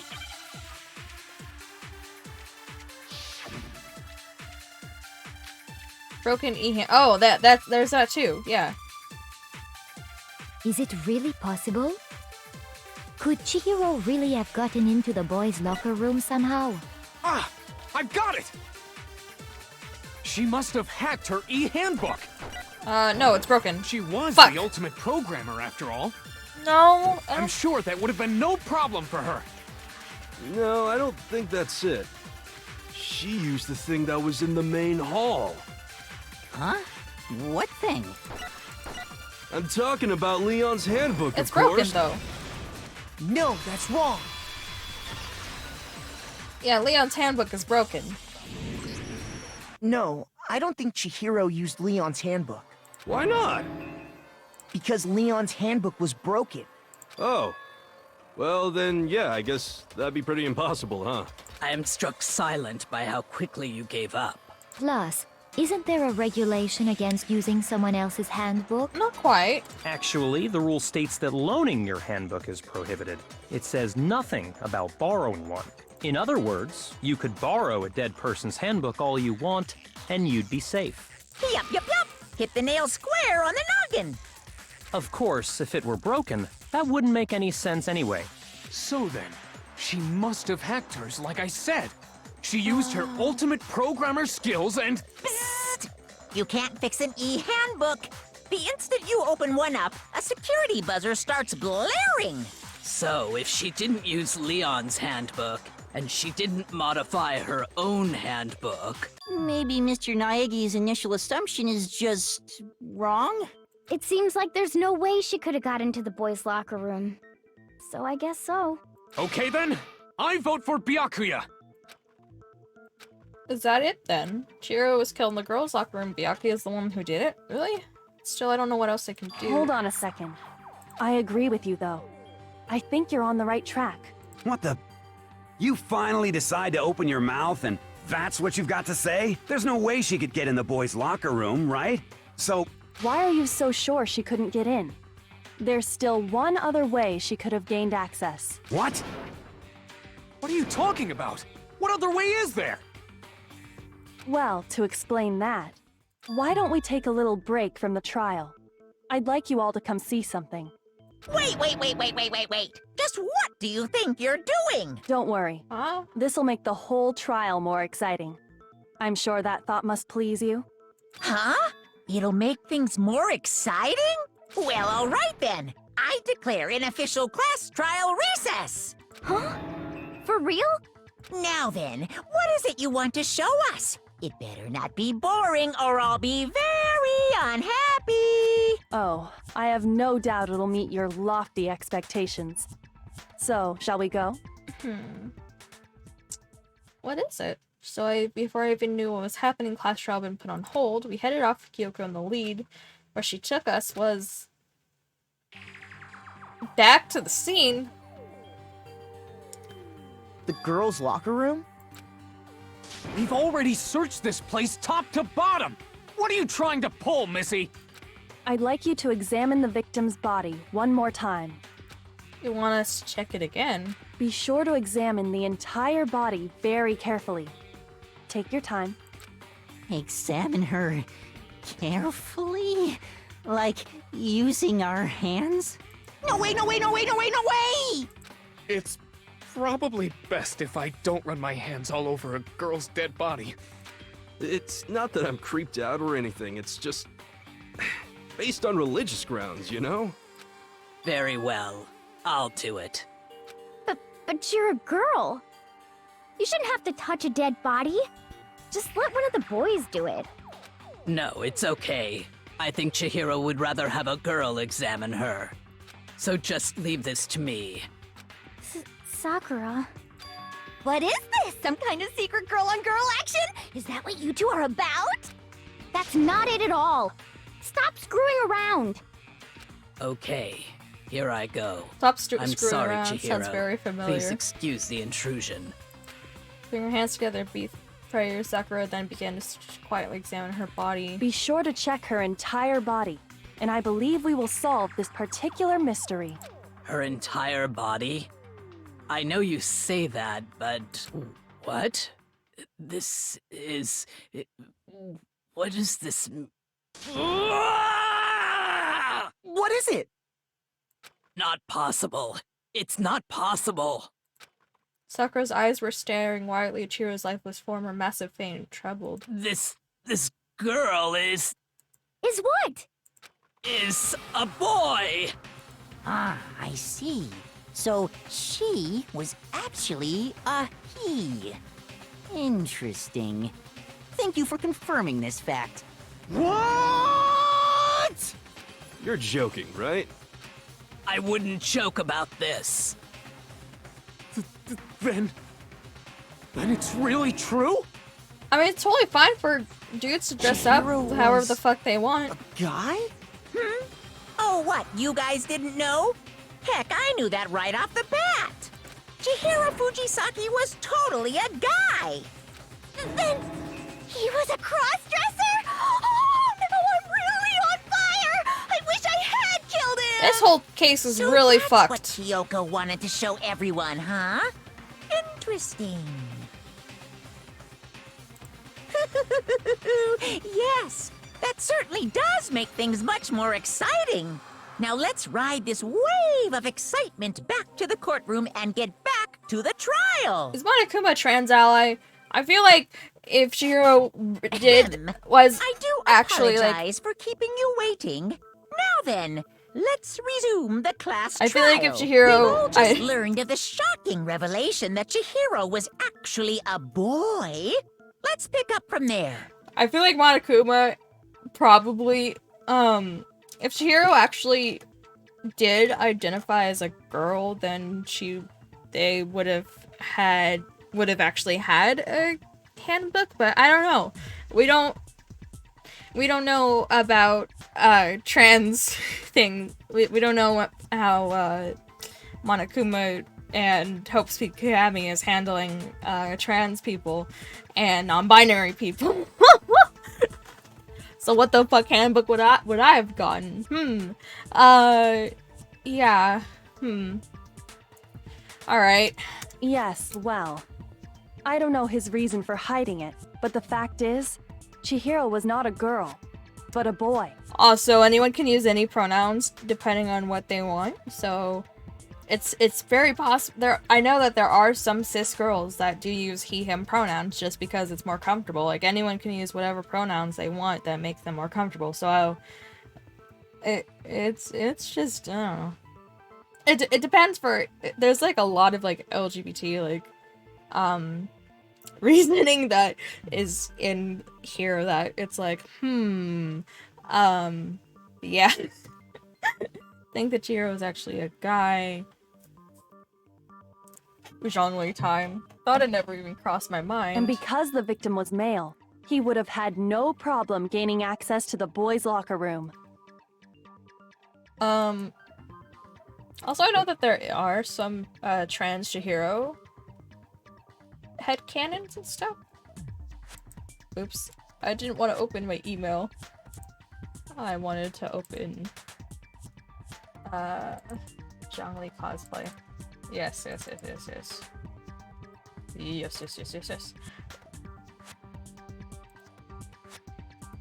Hello, Iris. Yes. That's me. If it'll load. There we go.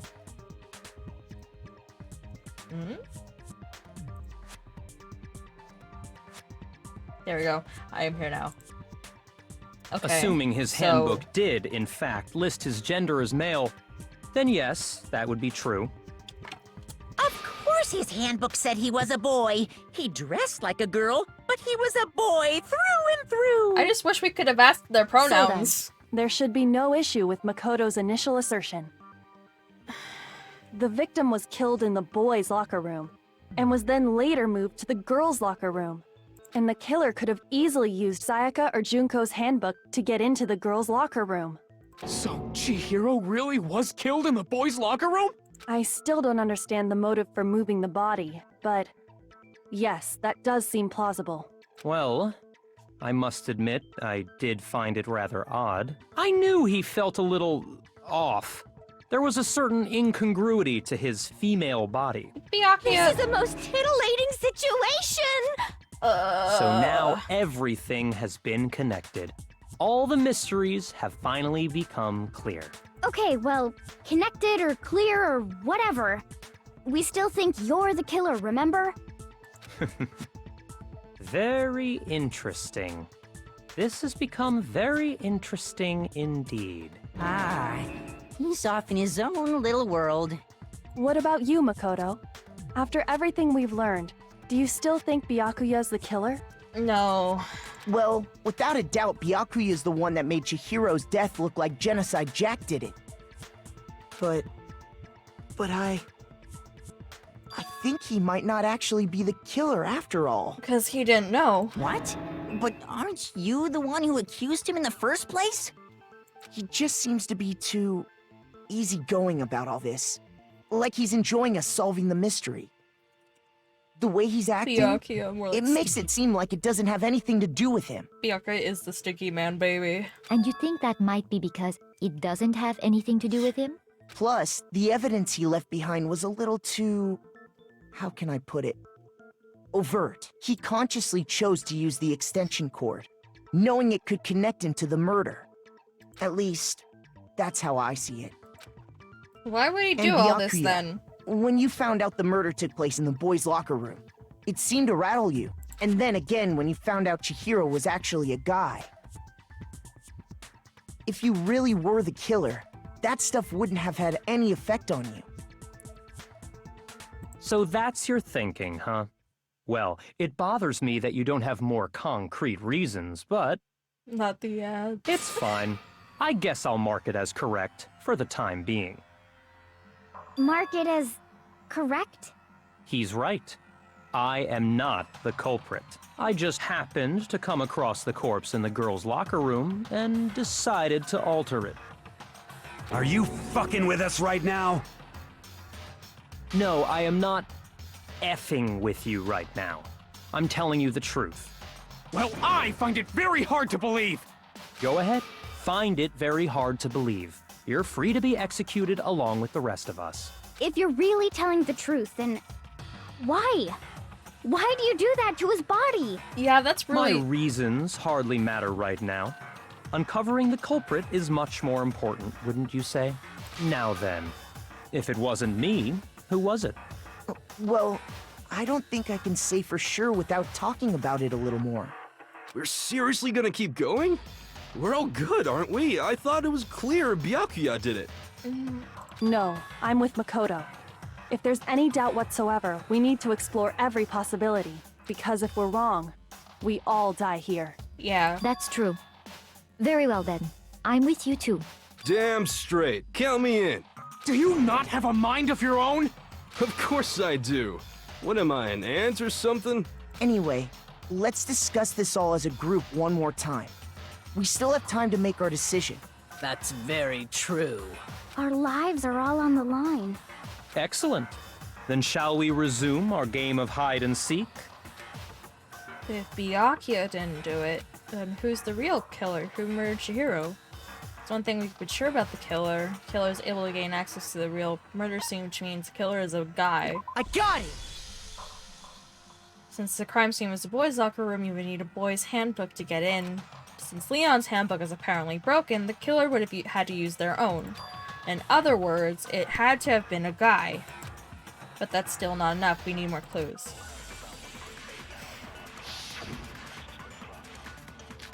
Celeste's account. Oh. Isn't there a single clue that might lead us to who did it? Well, clues are one thing, but did nobody get a look at the killer? I'm sure if someone saw the killer, they would have said something by now. Perhaps someone saw the victim at some point. Even that might be enough for now. Yeah. All we need right now is any kind of new info. It's over. It's all over. You want to know who saw the victim? The killer. And only the killer. No. Celeste saw him. No, that's wrong. Celeste saw the victim before the murder. I believe someone else did see the victim before he was murdered. What do you think, Celeste? Now that you mention it, yes, I did see him. Huh? Really? Oh, but I suppose only Makoto knows about this. The rest of you had no idea, did you? That is why you're all making such ugly noises. Whatever! Just hurry up and tell us! It was last night, right before nighttime. I saw Chihiro in the dormitory warehouse. I saw him stuffing a track jacket into a duffel bag. And then, I assume, he headed off to exercise. A track jacket and a duffel bag? But we didn't find anything like that at the murder scene. It seems likely that the culprit destroyed them to get rid of any evidence. And that is when he said something that struck me as rather odd. Well, I better get going. I'm kind of in a hurry. Chihiro told me he was in a hurry. But why would he be in a hurry? Only if someone were waiting for him, I should think. So, Mr. Fujisaki was on his way to meet with someone, and then they were going to work out together? But Hina and I had invited him to exercise with Oh, us shit. plenty of times, and he always We recommended declined. Mondo. Probably We because said he was Mondo was afraid you'd find strong. out the secret he was hiding, right? Fuck. Did we? Which means that conversely, he must have trusted whoever he was meeting with very much. When we were doing our free time events with Chihiro, he asked us if we knew any of the boys that would be strong, and we said Mondo. Fuck. No, please. Enough so that he was willing to risk his secret being revealed. What a marvelous friendship! The point is, whoever he met up with is the culprit, right? So we just gotta figure out who it was. But knowing what we know, I can't even guess. We recommended. No. You already have what you need to make the connection. Huh? You know who the killer is. Seriously? Who is it? Who's the killer? Think back to the track jacket and duffel bag the killer disposed of. Focus on the details of these items, and it should become obvious who was waiting for him. Are you sure about that? You really think we can figure out who did it based on 2 pieces of evidence that we don't have? What? You want to track down some fingerprints or something? Even if we had the equipment for that, we wouldn't know how to use it. As was noted, the evidence is already gone. There's nothing to get fingerprints from. Us. Maybe, but we can make certain inferences if we just take the time to talk it out. Easy for you to say. Where did the duffel bag But fine. go? Celeste, did you notice anything special about the bag or jacket? The bag was just a normal duffel bag from the warehouse. All the bags in there are the same, so I can't imagine what would make that one special. Well, if I remember right, there was a decent variety of tracksuits to choose from. Do you think there might be some connection between the culprit and Chihiro's jacket? Perhaps.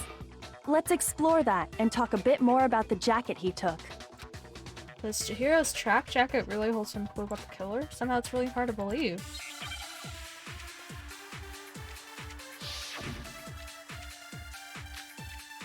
Wi-Fi is being silly. Valid. Celeste's account. First of all, we know where Chihiro was headed. He was on his way to go exercise. Yep. So next we have to ask, why did he choose the specific tracksuit that he did? What do you mean, the specific tracksuit? I got it! He picked that tracksuit because it matched the one the culprit was wearing. What? So, what you're saying is, the killer was wearing the same blue Wait, tracksuit as him? wait. How do you know it was blue? No, that's How wrong. did you... Sir, how do you know it was blue? Hold on a second, Mondo. What did you just say? Huh? What'd I say? Come on, Marley, come When Celeste testified a few minutes ago, she said... Yeah. I saw him stuffing a track jacket into a duffel bag, and then I assume he headed off to exercise. She never said anything about the jacket's color. Yeah, no. So why did you say Chihiro's blue tracksuit? What are you... You just... Hey, Celeste, what color was Chihiro's tracksuit? As a matter of fact, it was blue. And before we began the trial, did you tell anyone that? The only one I told about any of this was you. Then, Mondo, how did you know what color Chihiro's tracksuit was? Because I just... I'm sure he saw the clothes at some point in the investigation. Not Mondo. No, that can't be it. The bag and clothes were surely disposed of by the time we began our investigation. How did they... Then the only reason he could have known what color the tracksuit was is if he saw Cherry with it before he died! That's the only possibility! Cherry? Are you talking about Chihiro? So, how about it? Did you see the tracksuit or didn't you? just by chance. I just happened to see it last night. Mondo. He walked past me, and he was carrying the tracksuit in his hands. No, that can't be it either. According to Celeste's testimony, She stuffed the jacket into a bag in a hurry. It was almost like she was trying to hide it. And just like that, she was gone. when Celeste noticed it, Chihiro made a point of making sure the jacket was completely in the bag. Sweetie pie. If you just ran into him briefly, you couldn't possibly have seen what color the tracksuit was. Yeah. It would appear you've dug your own grave. Perhaps. But you handed him the shovel, didn't you? That's why you said what you did. Focus on the tracksuit and it'll be obvious who he met with? What a bunch of nonsense. Ah, now I understand. It was all one big bluff, wasn't it? Your true intention was to draw a slip of the tongue from the culprit. That's why you said you knew who did it, to put them on edge. That's right. However, Mondo was my target all along. I had my suspicions about him from the very beginning. Oh, why is it made for Taka? But why? What made you so suspicious? No. That's a good question. The way he was acting. No? There was a certain turning point that tipped me off. Maybe you didn't notice it, Mondo, but you tend to refer to men and women differently. You only call guys dude. For girls, it's chick. And after he was killed, you happened to refer to him as dude. Once I picked up on that, it occurred to me that Mondo knew something we didn't. You noticed such a tiny detail? Are you a witch? She's a witch! You're positively frightful! No, I'm not the frightful one. Not nearly as frightful as someone capable of murdering a friend. Mondo, was it really you? Did you really kill Chihiro? You just got to be good friends with Taka. I didn't kill anyone. You've been all over me, judging everything I say, putting words in my mouth. No. What gives you the right to treat me like a goddamn criminal? Mondo. Yeah, he would never do something like that. This is a false accusation. Oh no, poor Taka. No! It's true. My reasoning on that is pretty shaky. I really wish it was actually That was Byakuya. fast. Well, this does present us with a problem. It seems we are all out of leads. My time has nearly come. That's what my little ghost friend is telling me. What? Oh yeah, that reminds me. Hifumi, weren't you telling me you'd found some evidence? Really? What kind of evidence? Actually, now that I'm thinking about it here calmly, it might not be all that relevant. Jeez, does your confidence just get up and walk away? It's fine, man. Just tell us. If you really insist, then, here it is. What do you have there? It happens to be an e-handbook. I found it laying on the ground, so I scooped it up. You found it on the ground. That must belong to Chihiro or Mondo. I got it! Okay, it's Chihiro's. We know Chihiro's handbook was missing from the scene of the crime, right? For a fact. For a fact indeed. I was totally sure I'd found it. Then it must hold some clue about the culprit, right? Well, that's what I was hoping. But it's busted. It won't even turn on. So there's two I handbooks that imagine are the broken. culprit broke it to get rid of any evidence after the murder. That's odd. I didn't think the handbooks were quite so fragile. They're not, though. You're right. They're not. No! They're totally waterproof and shock resistant. It would take an awful lot to break one. And yet, this one does appear to be broken, as is Leon's, sitting useless in the main hall. For all your confidence, that is a remarkably high failure rate. Do you think there might be some kind of mystery in there somewhere? How precisely did the handbooks get broken? It's hitting its weak point. I got it! You already told us before that the handbook has one weak point, didn't you? Yeah. Yeah! You remember that? Sure, maybe I let that slip, but I never told anyone what the weak point actually was. But if the handbook is supposed to never break, and two of them broke in quick succession, then... Then we can only assume that someone's figured out its weakness. You know what the weakness is, right, Monokuma? So, what is it? Huh? You're asking me? I think it's a necessary piece of information if you want this to be a fair trial. But if I tell you, and someone else decides to copy it, that would be very not good. Just tell us already! Why would we want to break our own handbooks? Oh well, I have a weakness for pushy demands. But you're sure you won't follow their example? Then allow me to make a special announcement. The weak point of my cutting-edge e-handbook is... When it's exposed to high temperatures for too long, it will suffer a meltdown and totally break! I flippin' knew it! You knew it?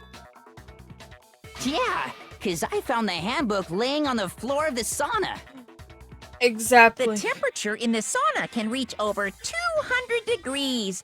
Strange how you don't get burnt, huh? It's because as your sweat evaporates, it creates a cooling layer of air around your skin. If the hot air of the sauna were somehow pushed directly onto your skin, you'd definitely get fried. That layer of air would get blown away. That's why you may feel a burning when you move around. So when you're in a sauna, make sure to keep nice and still. Wow, interesting. I learned one new fact today. That is a mere trifling speck of knowledge. Anyway, if you found the victim's handbook in the sauna, then the killer must have been purposely trying to raise its temperature in order to break it. Meaning the culprit somehow knew its weakness. And... oh, But fuck. how'd they find out? Monokuma said he didn't tell anyone, right? That night that Taka and Indeed. Mondo spent in Quite the the sauna. mystery. No! What if they found out by accident? Yeah. What do you mean by accident? What if the killer took their own handbook into the sauna, not knowing its weakness, and it broke? They'd realize it was broken, of course, and it wouldn't be hard to figure out why. And once they had Chihiro's handbook, they knew they had an easy way to dispose of it.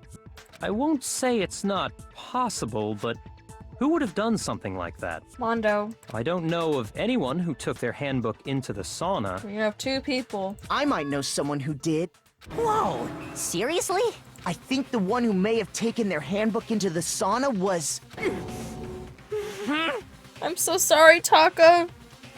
It was Mondo. Had to be the one who wore all the clothes in the sauna. It was Mondo. Yeah, because Taka took his clothes off, but Mondo didn't. Fuck! Here's my answer. Mondo, your handbook got broken in the sauna, didn't it?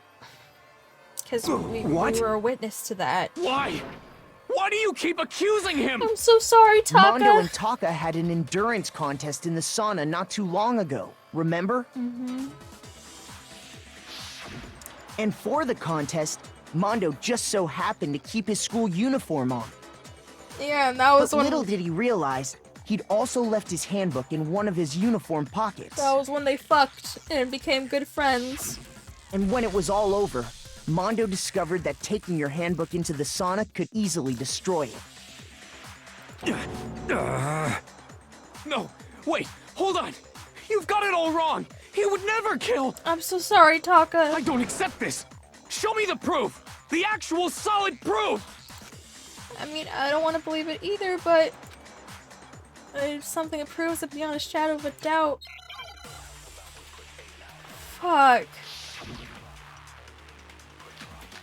Broken U handbook, Shihiro's handbook card reader.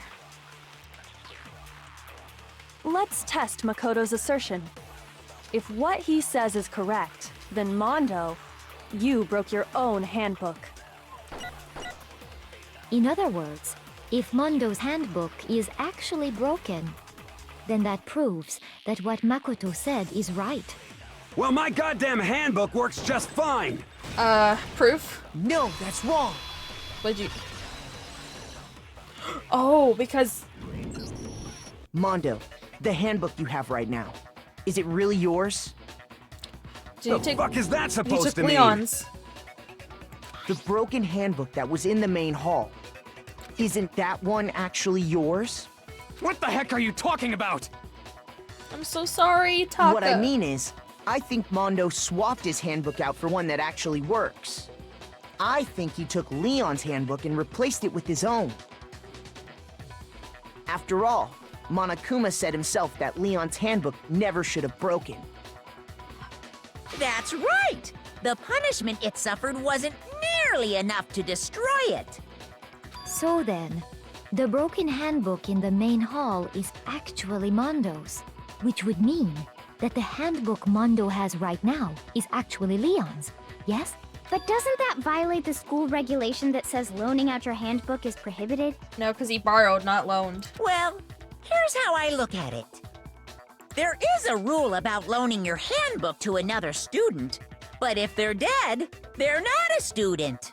It's kind of a gray area, I admit. But no worries. If anything, it just makes things more interesting. As such, I decree that exchanging handbooks with a corpse is not a violation of the rules. Well, Mondo, if I'm wrong about this, you're welcome to say so. I'm happy to admit I made a mistake, but... Son of a bitch! I'm so What's wrong, bro? Come on! Tell him he's wrong! You are wrong! You have to be wrong! I wish I was Everything wrong. you just said is wrong! You made it all up! Okay, then why don't we look back on this case one more time, from the beginning? Alright. That way, everything will become clear, and we'll all see if I was right or wrong. Closing. Yep. Okay, here we go. Chiro put the thing into the duffel bag, Celeste saw them. Then saw the duffel bag and stuffed it in.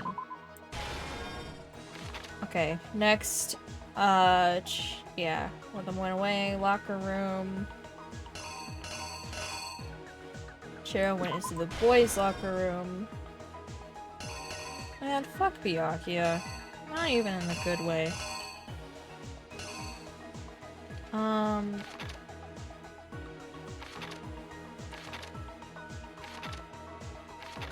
I think this one was bringing up the... No, this one was bringing up the dumbbell.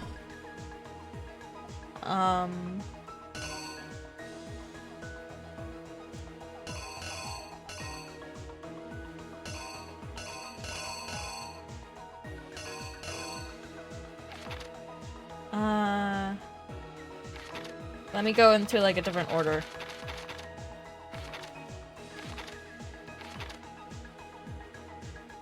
Okay. Byakuya wrote Bloodlust with that. Byakuya's face looks terrifying in that.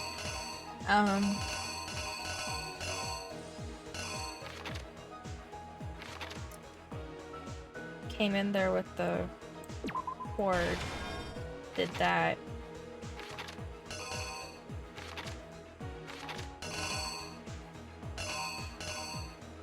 Put Chiro's body in the girls' room.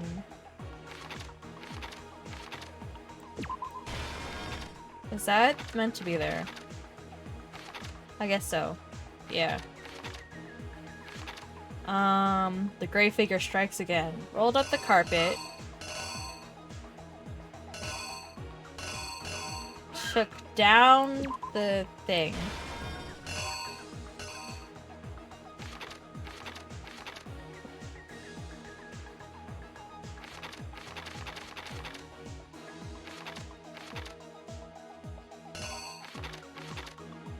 Oh, wait, this is supposed to be this, I think. Yeah. Took down the thing. And then put it back up? I could be wrong. This is the same as that, so I don't think that's it. The last one... I don't know what order this is supposed to be in. Sauna is probably this one. And this one is the thing overheating. I think. Which then leaves going into the girls' locker room, but that's going in. So that's probably the door opening. Okay, so this one...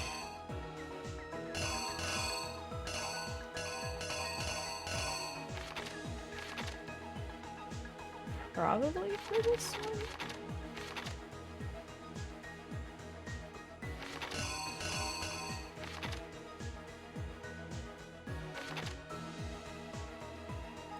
Either that's opening the door or putting the girls' room in there? I'm guessing that's it. Okay, so then what the fuck is this one supposed to be? I don't think he's opening the door. Because he was already in there. So...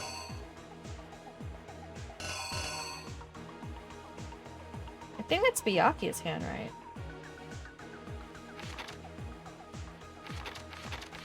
Dumbbells don't like that they're named that. Is that...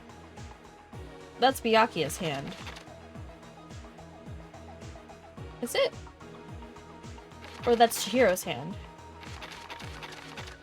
I'm guessing that's Chihiro's hand, because the other hands that are like that... Okay, I think that's Chihiro's hand. Here's exactly what happened! I hope this is right. First, let's take a look back to before the incident. Last night, Celeste saw Chihiro in the warehouse, correct? At the time, she was apparently stuffing something into a duffel bag. That something was a blue tracksuit. You can confirm this, right, Celeste?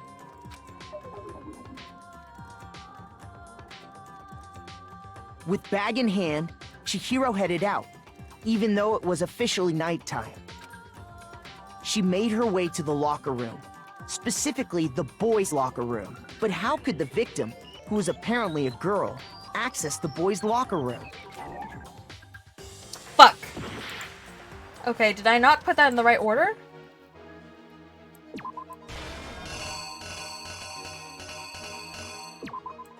The killer is... you! Not me bag in messing up hand, the order. Chihiro headed out, even though it was officially nighttime. She made her way, but how could the victim...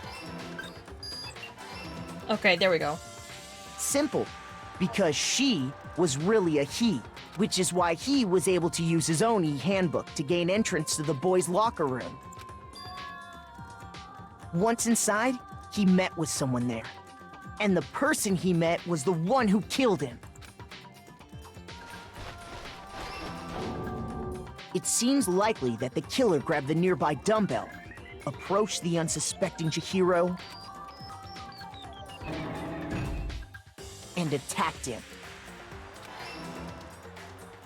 And that's where the bloodstains on the poster and carpeting in the boys' locker room came from.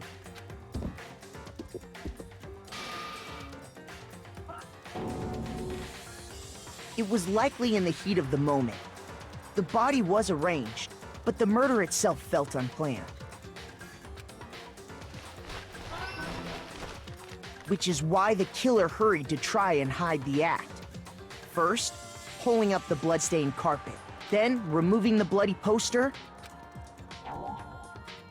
Fuck, I messed it up. Shit. Okay. We're fucking up right here. That was right, I think. Opening the door to the girls' room? The killer is... you! Which is why they then removed... Fuck! Shit! Fuck, fuck, fuck, fuck, fuck, fuck. I guess it was this one then? Shit. And then putting it up? Oh, I hope we're not fucking up so bad. Which is why they then removed... Okay. And finally carrying the corpse into the girls' locker room. A girl's handbook was necessary to get into the locker room, of course, but this alone doesn't prove that the killer was necessarily a girl. After all, Sayaka and Junko's handbooks had been placed in the main hall. Using one of those, a boy could get into the girls' locker room without much problem. And that's exactly how the killer did it. With the carpet and the poster they brought with them, they got to work. They changed the layout of the boys' and girls' locker room in what you might call a crime scene switch. That could have been the end of things, but no. Byakuya discovered the body and decided to intervene in the situation, making things even more complicated.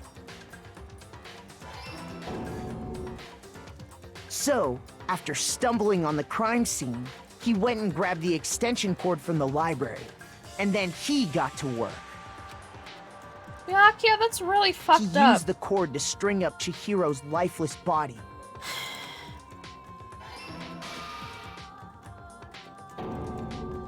Then, using the victim's own blood, he left a grisly message there at the scene of the crime. He wanted to create the illusion that Genocide Jack was responsible for the slaughter. And around the same time that Byakuya was putting together this facade, the killer, having already disposed of Chihiro's bag and other belongings, arrived at the sauna. How did Byakuya get in the they planned girls' to room, destroy though? the last piece of evidence. Wait. Chihiro's handbook. How did he get in there? That doesn't make sense. And just as the killer expected, the steamy sauna was enough to ruin the electronic gadget. Somehow, the killer knew that the handbook couldn't stand up to the heat of the sauna. And the reason they knew that They is never answer because that, the do they? sauna had already How did wrecked their Byakuya own get in there? handbook. Did he? And that's how it all played out. Isn't that right, Mondo Owada? I'm so sorry, Mondo. Wait. No. This can't be right. I'm sorry, Where's Taka. your evidence? Yeah. Where's your evidence? You need evidence. You need proof. Without any proof, you can't pin any of this on him. The evidence that Mondo's the killer, that already revealed itself earlier in the trial, but I can somehow show where Mondo's handbook is right now. Once I do that, everything will become clear. A new element has been added to bullet time battles.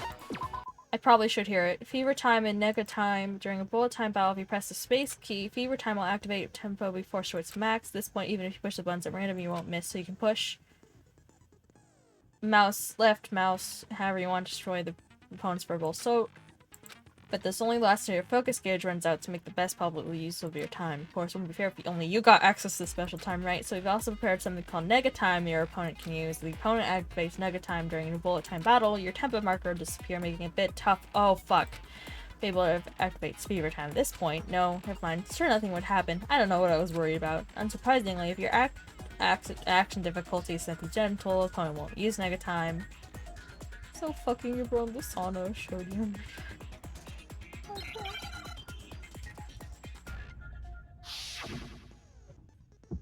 I'm so sorry. Show me some evidence. You're wrong. I won't listen. I refute you. False.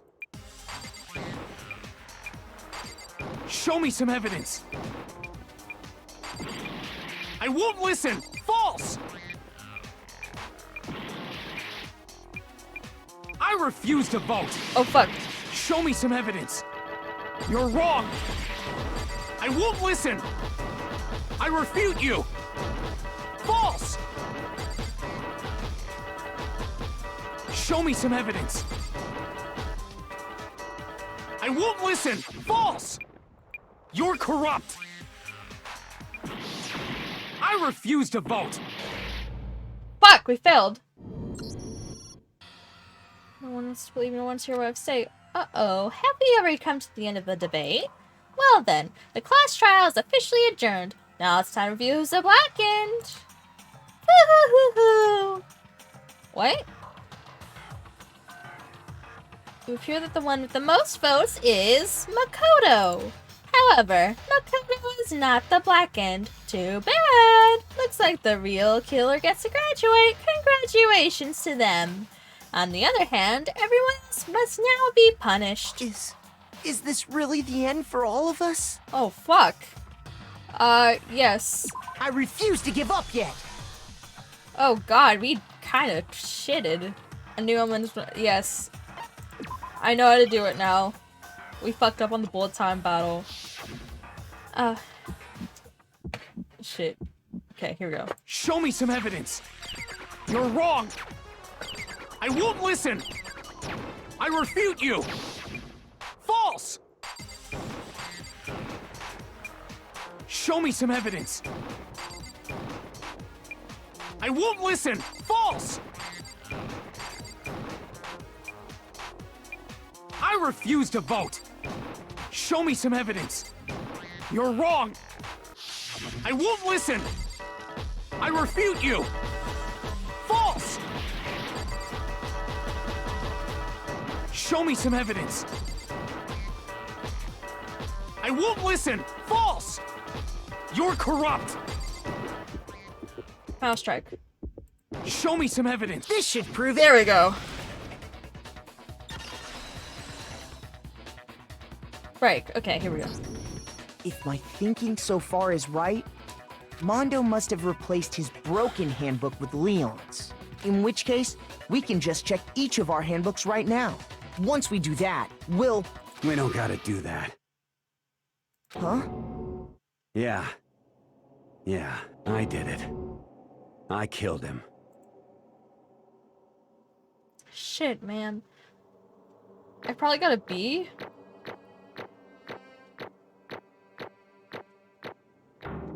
Oh, fuck, I still got an A? Okay. Thanks. Alright. Bro, what are you saying? I got no choice, man. After hearing all that, I gotta just... give up. Go ahead, Monokuma. Get it over with. Ask for the goddamn verdict. Roger that. Oh. Wait! Hold on! No waiting, no holding on. Time for the moment we've all been waiting for. Grab your lever and give it a yank! Who will you elect as the blackened this time around? Will you make the right choice or the dreadfully wrong one? What's it gonna be? What's it gonna be? Monokuma farted.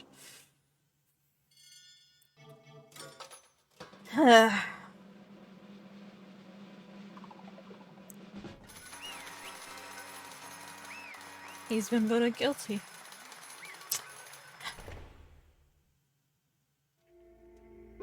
What? Uh-oh.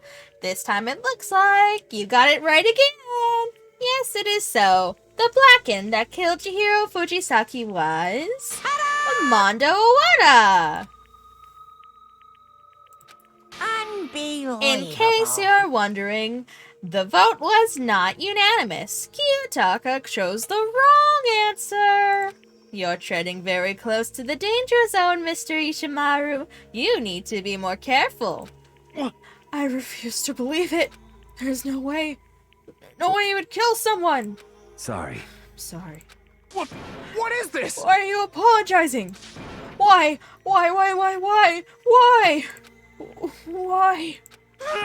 did you do it? Now then. Well, it looks like Mondo's taken a vow of silence, so allow me to explain on his behalf. Actually... The story of the murder this time is the sad story of two men. Oh, but for anyone who doesn't really want to hear it, you can hit the control key to fast forward the text. Wow. Anyway, there was once a young boy, and his name was Chihiro Fujisaki. He had an extreme inferiority complex regarding his own lack of strength. You're so weak, even though you're a boy. He'd heard things like that as long as he could remember, and he couldn't overcome his weakness. On the contrary, he tried to hide and buried himself further and further into that weakness, to take on the fragile form of a petite young girl. He had chosen that as his way out. Now nobody will be able to say about even though you're a boy. But no matter how tightly he wrapped himself up in that shell, the inferiority complex had already taken root deep inside of him and was not so easily weeded out. As it turned out, the shell was completely empty. The complex didn't disappear. Instead, it only grew stronger and stronger. I'm weak. Weak, weak, weak, weak, weak, weak, weak, weak. Thank you for the water. Once the killing game had begun here at the school, he had no choice but to accept this fact. After all, this world is survival of the fittest. If you're not strong, you don't survive. And then the lovely and hateful Monokuma announced the revealing of the embarrassing secrets. Which, of course, included Chihiro's embarrassing secret, which I was more than willing to divulge. Even though he dresses like a girl, Chihiro is actually a boy. Hey, And that was someone Chihiro couldn't let anyone find out, no matter the cost. If that was revealed, it would be the end. The hardened shell would crack, and the armor would fall away. Without a doubt, those around him would torture him more than ever before. Thank you for the stretch break. Everyone figured being thrust into such a dilemma must have sent him spiraling into despair. What? And yet... I'm sorry. Sorry, I don't really want to talk about it right now. But I also don't want to leave things the way they are. So maybe I can talk about it later. After I try my best to become strong. Then I can tell everyone. Annoyingly, he used the threat of discovery to motivate himself to become stronger. That's right. Now's my chance. I want to change. I'm going to get stronger and accept who I am. Strong enough so that when someone says, even though you're a boy, I'll be okay. I'll get better. With that thought at the front of his mind, he resolved to take immediate action. And so... that day, he made the commitment to begin exercising. He was prepared to retrain his mind and body. But sadly, that would be the first and only chance he would get at it. Hey, When he decided to start exercising, he thought it would be good to ask for someone's help. But he wanted to tell that person a secret first, and then ask them to help him from there. And the person he went to... Yeah, that's right. It was me. Yep, it sure was. The biker gang fella had been painfully clear about how important his manly promises were. So Chihiro probably figured that even if he confided in Mondo, his honor would make him keep the secret. Plus, Mr. Macho Mondo was the very symbol of a strong man that Chihiro had always aspired to. Maybe talking to Mondo about it will give me some courage. So... this is supposed to be Monokuma, but it says Chihiro, so I'm reading in Chihiro's voice. So he went and asked Mondo to help him become strong. That was his aspiration. And he thought that only with Mondo's support would he ever be able to come close to that. Correct. So then, that must be Mondo did what he did. To keep the promise he'd made to Chihiro. Huh? Did he what he did? You mean, that's why Mondo carried Chihiro from the boys' locker room to the girls' locker room? Indeed. Yes, that's exactly what I mean. Wasn't that to cover up what he'd done? Certainly. That could have been part of it, but I don't think that was the main reason. The real purpose was to keep the promise between men he made to Chihiro. But how does moving the body keep a secret? Because if everyone knew he'd been killed in the boys' locker room, then everyone would have been arguing about how she got into the boys' locker room, right? once that started up, at least a few of us would have started immediately begun to suspect his identity. So, always the best code, restrict it to a degree. He is definitely an ally. I mean, we know for a fact he's gay. I think. I mean, definitely did something with Taka, so. He tried to protect Chihiro's secret by putting him in the girls' locker room and stealing his handbook. See? Then Mondo did all that to keep the promise he had made to Chihiro, who'd he also killed? Why would he do that? The more I hear you talk, the more I don't understand. I mean, you guys trusted each other, right? So why? Why did you?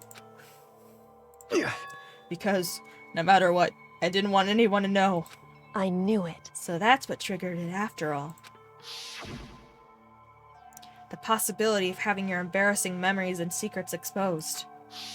What is this? That's impossible. Nothing could have been that bad. Something he didn't want anyone to know, even if it meant killing someone. You're wrong. It's impossible. Don't make me repeat myself. How many times must I repeat myself? To judge others by your own standard is the height of folly. Even if you can't comprehend it, he obviously can. That's all there is to it. Well, while we're on the subject, why don't I tell you? That embarrassing memory, that secret he didn't want anyone to know. Hey! You know what Mondo did? He killed his own brother. What? Mondo, the ultimate biker gang leader, makes all the hoodlums and riffraff across the country tremble. But the only reason he had the chance to join a gang in the first place was because of a certain someone. Mondo's older brother was Daya Owada. Mondo had nothing but respect for him. It was because of Daya that Mondo ever got on a motorcycle. Mondo's brother was his only family growing up. He was the only one Mondo could trust or respect. He wanted to measure up to his big brother, so he imitated him in everything he did. Mondo was the epitome of the starry-eyed kid brother. Meanwhile, the charismatic older brother had put together a local motorcycle gang. And before anyone had knew it, it had grown to the biggest biker gang into the country. Daya, the older brother, number 1 in the gang. And his number 2, his younger brother, Mondo. Please don't do spoilers. Do they talk about the crazy diamonds? I mean, it's right there on the back, but... warning. In the beginning, everything was peaches and gravy. But when Mondo started to think about how he would have to take over the gang from his brother someday, his brother's greatness, his reputation, began to gnaw on Mondo's very soul. The kid's gonna take over for Daya, huh? Daya created this game with his bare hands. Mondo's just along for the ride. Can someone like that really be our leader? All they'll do is make the gang look bad. Almost every day, Mondo heard the gossip and whispers of the other members of the gang. That isn't spoilers. Okay, for a second my brain was like, spoilers. But yeah, they are the crazy diamonds. Which is why... I gotta get stronger. Stronger than Daya. Once. Just one time. No matter what. I gotta win. Don't fuck with me. I don't care what it takes. I gotta come out on top. And on the night of the... whoops. And on the night of his amazing brother's retirement ceremony, Mondo challenged him to a street race.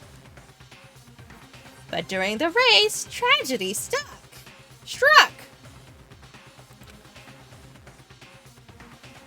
The kid brother pushed ahead with reckless abandon, eager for victory, and dashed into oncoming traffic. But suddenly...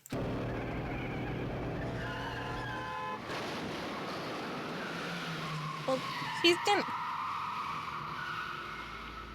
Laying in his kid brother's arms, the older brother delivered his final words. My bad, kid. I fucked up. Sorry. Of course he knew it was his brother's fault, but Dad never blamed him for what happened. Hey kid. The rest is up to you. No matter what, you gotta keep the gang together. Cause it's the team you and me put together. It's a promise between men. He decided to hide the truth of what happened from everyone else in the gang, in order to keep the gang together and keep the promise to his brother. He could never admit to anyone that it was his own weakness that had caused the accident, and as a result, the team was made even stronger, under the banner of the kid who bested his big brother. Daya was going to lose to his kid brother, so he got stupid and got himself killed. That became the explanation for what happened. Mondo's lie became the truth. He wanted to lead the team so bad, he was willing to tell all kinds of lies about his brother. I'm strong. Yeah. Strong. And yet, as soon as our killing game began, he realized, no matter how tough he pretended to be, he was just another weakling that could die in an instant. And then the lovely, hateful Monokuma announced the revealing of the embarrassing secrets. At that point, it was clear I would have no problem shedding light on his secret. Mondo killed his own older brother. No matter what, I couldn't let the other gang members find out.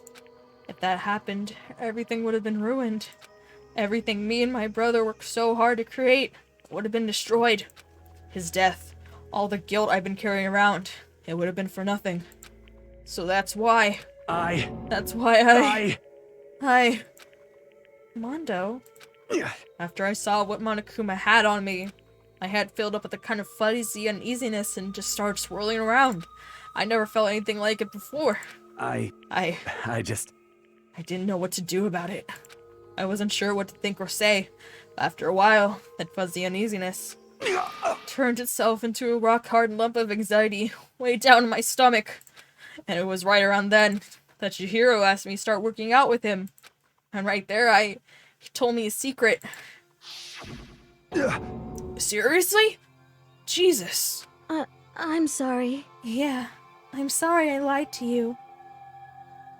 Exactly, it's not really his fault, but he really thinks it is, and that's why Monokuma was able to have, that's what Monokuma was able to do, is like, he's able to turn like things that could have been solved with like talking and like, you know, therapy, obviously. He turns things into like, he helps turn things into like a way bigger deal than it really needs to be, and that's how he's able to just manipulate so many people into making this happen. Yeah, I'm sorry I lied to you. But why? Why now? Why are you telling me this all of a sudden? Huh? Because, I mean, you kept that secret all this time, right? If anyone find out, you would... But... You're right, but... I want to change. I wrapped myself in lies. I'm weak. I want to destroy that version of me forever. His words were like a knife in my gut. I felt like he was exposing the lie I'd been living myself. I have to change. I don't want to be weak anymore. You're so strong. It can't hurt you, right? Whatever secret Monokuma might tell us. Monokuma, who just fucking wet the bed. Or Makoto. But, like I said, like, it's no big deal if Makoto fucking wet the bed. Whatever secret Monokuma might tell us. You piece of...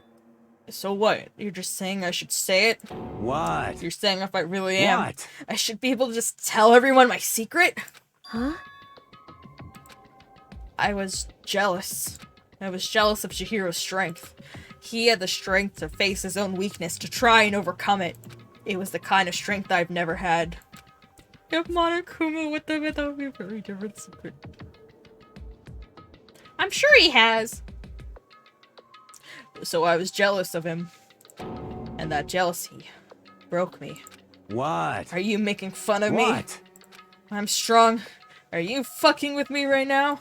No! I'm not making fun of you. You really are strong, Mondo. I feel like I could hear something starting to creak. Something inside my head. What did he want me to do? What was I supposed to do? What was I just supposed to sit back, let my secret get revealed and ruin everything? What's wrong? Why did you have to tell me all that? Are you trying to rub my failure in my face? I just wanted to... No, I just really admire you. I admire your strength. Yeah, that's right. That's right, I am strong. Strong. I'm strong. Strong. Stronger than you! You son of a and bitch! Stronger than Daya! I really... All of the Danganronpa characters need therapy, honestly. I mean, not all of them, but imagine if there was therapy and Monokuma was a cringe-ass name. Stronger than Daya! I don't remember anything after that. When I woke up again, he was laying at my feet, covered in blood. I had the dumbbell in my hand, and I was just staring at him, down on the ground. Hey! I killed him. Oh, you just said that. Oops. I killed Chihiro. Even after all this time, I'm still just as weak as I've always been. And thanks to that, I did something I can never take back. Mondo. He was normally so aggressive, so angry. Therapy is cool, kids. They all need group therapy. He hid that weak side away from everyone. That was his secret. A weakness that lived in a heart like his, and it turned him cold-blooded. God damn it. Look at him! You see, you're all just like him. For a secret from the past, for a memory. For that, he killed another living human in cold blood. He couldn't cut free of his regrets from the outside world. He doesn't know what true strength is. Do you see hope anywhere in there? 'Cause I sure don't. You bastard! Shut up, you son of a bitch! Go ahead and say that again. I dare you. Yep. Okay, I'll say it as many times as I want, is what I want to say, but unfortunately, I can't do that right now because the time for punishing is fast approaching. Punishing? It can't be. You mean execution? Well now. That's what I promised you, right? The blackened that disturbs the peace will be punished. Ridiculous. Oh, hold on. Now then, I prepared a very special punishment! For Mondo Wada, the ultimate biker gang leader! No, wait! Let's give it everything we've got! It's punishment time! He said wait! Sorry, man. I couldn't keep the promise we made. From one man to another.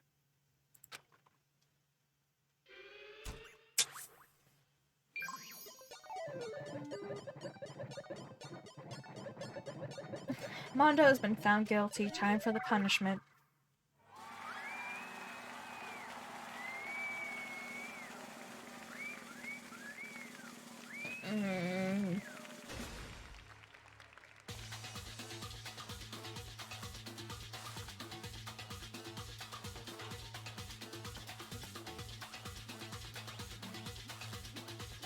Oh god.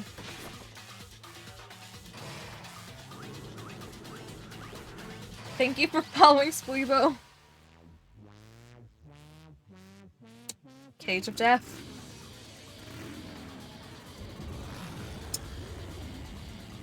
Motorcycle Gopher.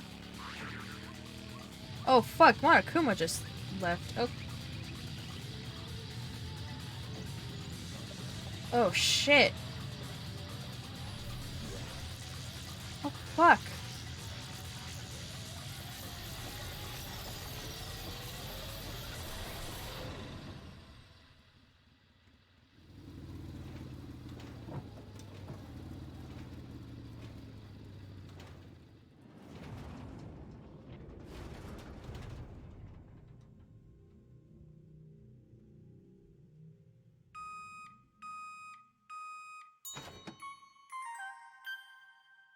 Mondo butter or what?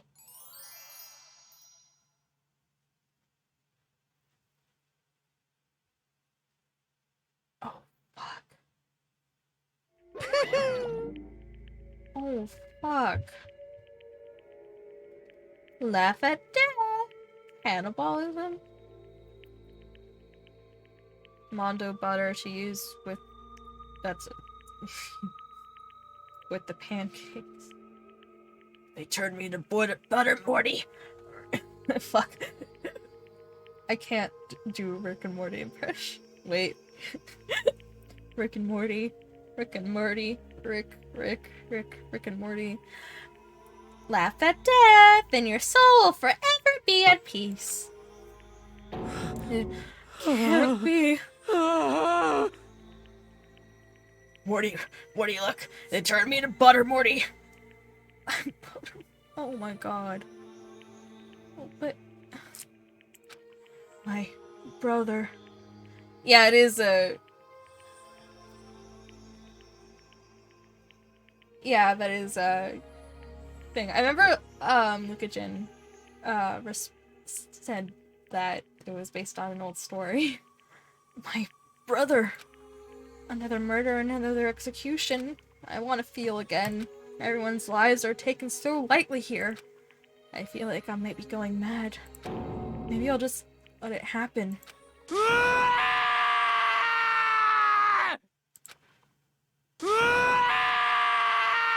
I'm so sorry, Taka. As Taka's sad screams invaded our skulls, we were each forced to realize once again that he, of course, he had to. What a disappointment. This is the end of the game. Byakuya? What is this? You're completely insane, you know that? A game? One of our friends is dead. Do you realize that? You completely fucked around and did all that shit. Disrespected the fucking body? What the fuck is wrong with you? Of course I do. Because this game is life or death. Hey. I don't have anything to say to you. I don't have a response, except that... However... I just don't understand why. Why did you go out of your way to disguise Mondo's crime? What? Why? Isn't it obvious? Because it made things more interesting. His voice was calm, emotionless, like the voice of death. It chilled me to a bone. Is it a restaurant? Last night, when the murder took place, I was in the library as usual. Honestly. So you ignored the nighttime rule too? That rule never mattered to me. I don't recall agreeing to it. There is nothing to be done. Well, I don't particularly care. Please, continue. My Celeste voice is getting more and more, less and less, accenty.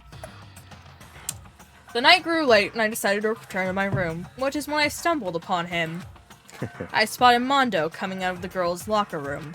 After he'd gone, I looked inside and saw the corpse. Oh, that's how he did it. What? You mean you actually witnessed the murder? He was such a fool. He didn't have the slightest idea that I'd seen him. Well... So, you're saying you knew who the culprit was from the very beginning? That's right. Indeed. But if that had been the end of it, how boring would that have been?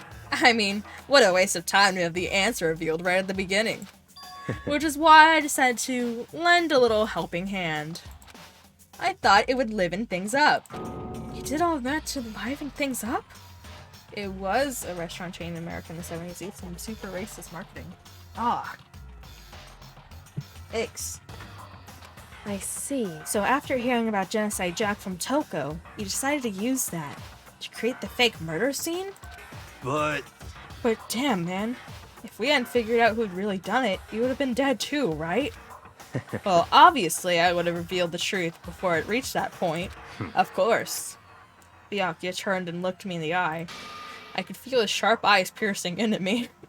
We gotta pissed him off. Sure, Byakuya, totally worked. Good job. I know you're about to vote for me, but I saw Mondo do it. Seriously, you should believe me. The prime suspect. I have no reason to lie.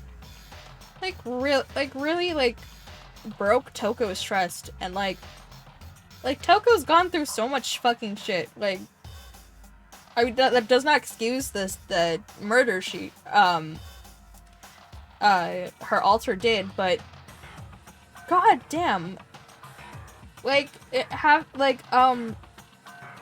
getting DID, and, like, developing that, like, usually happens at a young age because she's been through, like, some stuff that fucked up her brain that much to create, that altar, so something happened to her that caused that, and that's just... Byakuya, you're an asshole, completely. After, like, a while, like, you kind of forget how much of an asshole he is, but then it's like, really should not be forgetting about that. Thanks to a certain remarkable someone, it never did, and I was able to perform an interesting experiment. Once I do decide to become blackened, I now know who I'll have to watch out for. What? Correct. So that was your reason. Are you satisfied? Indeed. Yes, we're done listening to your story. Moving on. Hey. There's something I'd like to ask Monokuma. What's this? Oh, I'm up next. Extremely sauce next murder. He's able to take it this far just for fun. What? Byakuya's a complete ass. You like to perform these elaborate executions each time, correct? My question is, why? Do you like them? But you know, this punishment, this despair, it's not just for you. All this punishment, all this despair, is my gift to mankind itself. We're being televised, aren't we? What? You're over-exaggerating. I am not over-exaggerating. These punishments are meant to transform all hope to despair. Damn. What do you mean?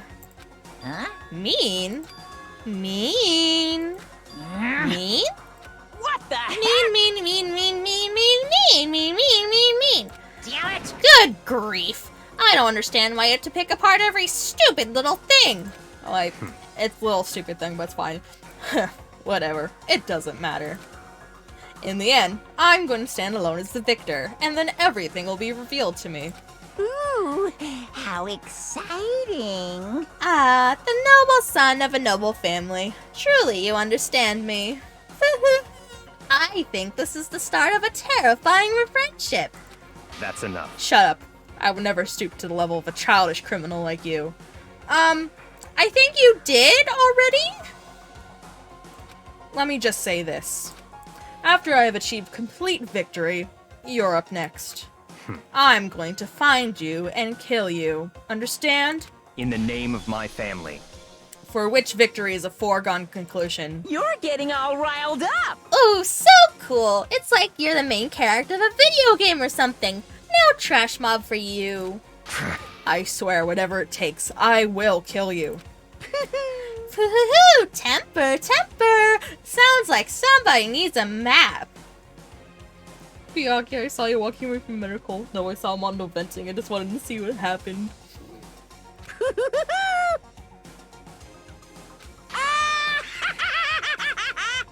I actually need to share the fucking, the Monokuma Among Us I drew last year. I talked about it a few streams ago, I think, but I need to share it to, like, Discord and, Instagram again. But it's so cursed. I think I called it, like, Monokuma's? Yeah, Among Akumas, yeah. Monokuma's laughter appealed across the courtroom, and the curtain closed on the case of Chihiro and Mondo. But I knew that wasn't the end. The killing game would still continue, because the mastermind wouldn't let it end. For those of us who were still alive, our worst fear and despair kept on multiplying. It was the kind of despair that felt like a blind puppy in hell had more of a future than us.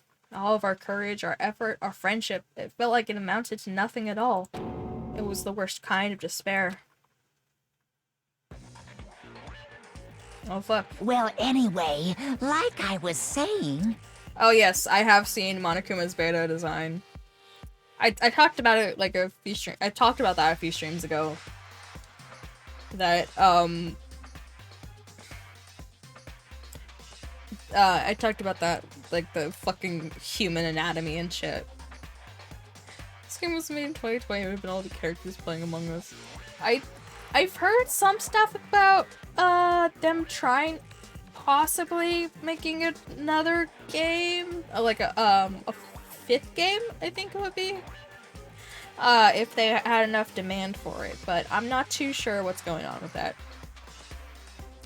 Well, I know some stuff with B3 happened? I'm not too sure. We'll get to it when we get to it. Well, anyway, like I was saying... This is a pretty good spot. Yeah, a really good spot. Why'd that look like a pussy? Thank you for the water. Isn't it amazing how that girl went and killed someone before things even had a chance to get boring? Once things really get moving, it'll be like a roller coaster. There won't be any stopping it. Fear and despair charge forward at a speed nothing can hope to match. But I must admit, I'm disappointed. I went to all the pain and effort of making you part of the group, and you couldn't play your part. You do remember you were supposed to make the first move, right? Well, no biggie. Nothing we can do about it now, so just do your best to make things more exciting from now on, okay? After all, that's what everyone wants to see. There's one thing I'd like to ask you. As long as you don't want to know my measurements, fire away! Who is it? The 16th high school student, I mean. Ooh, my, you really took me by surprise there. There's a 16th student. I know I said you could ask anything, but... Super denied, ultra denied, demonic denied! Because you see, that's my ace in the hole.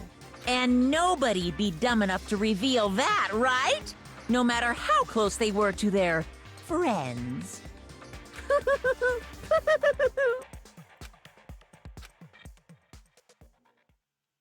Make you part of the group.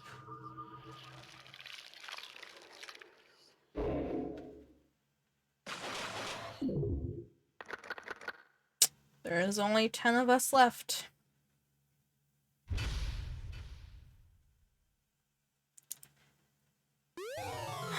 We received the crazy diamond present. Alright, let's save right here. And, go to the main menu. There's boy left in the jacket. They Monokuma specifically got rid of the butter that was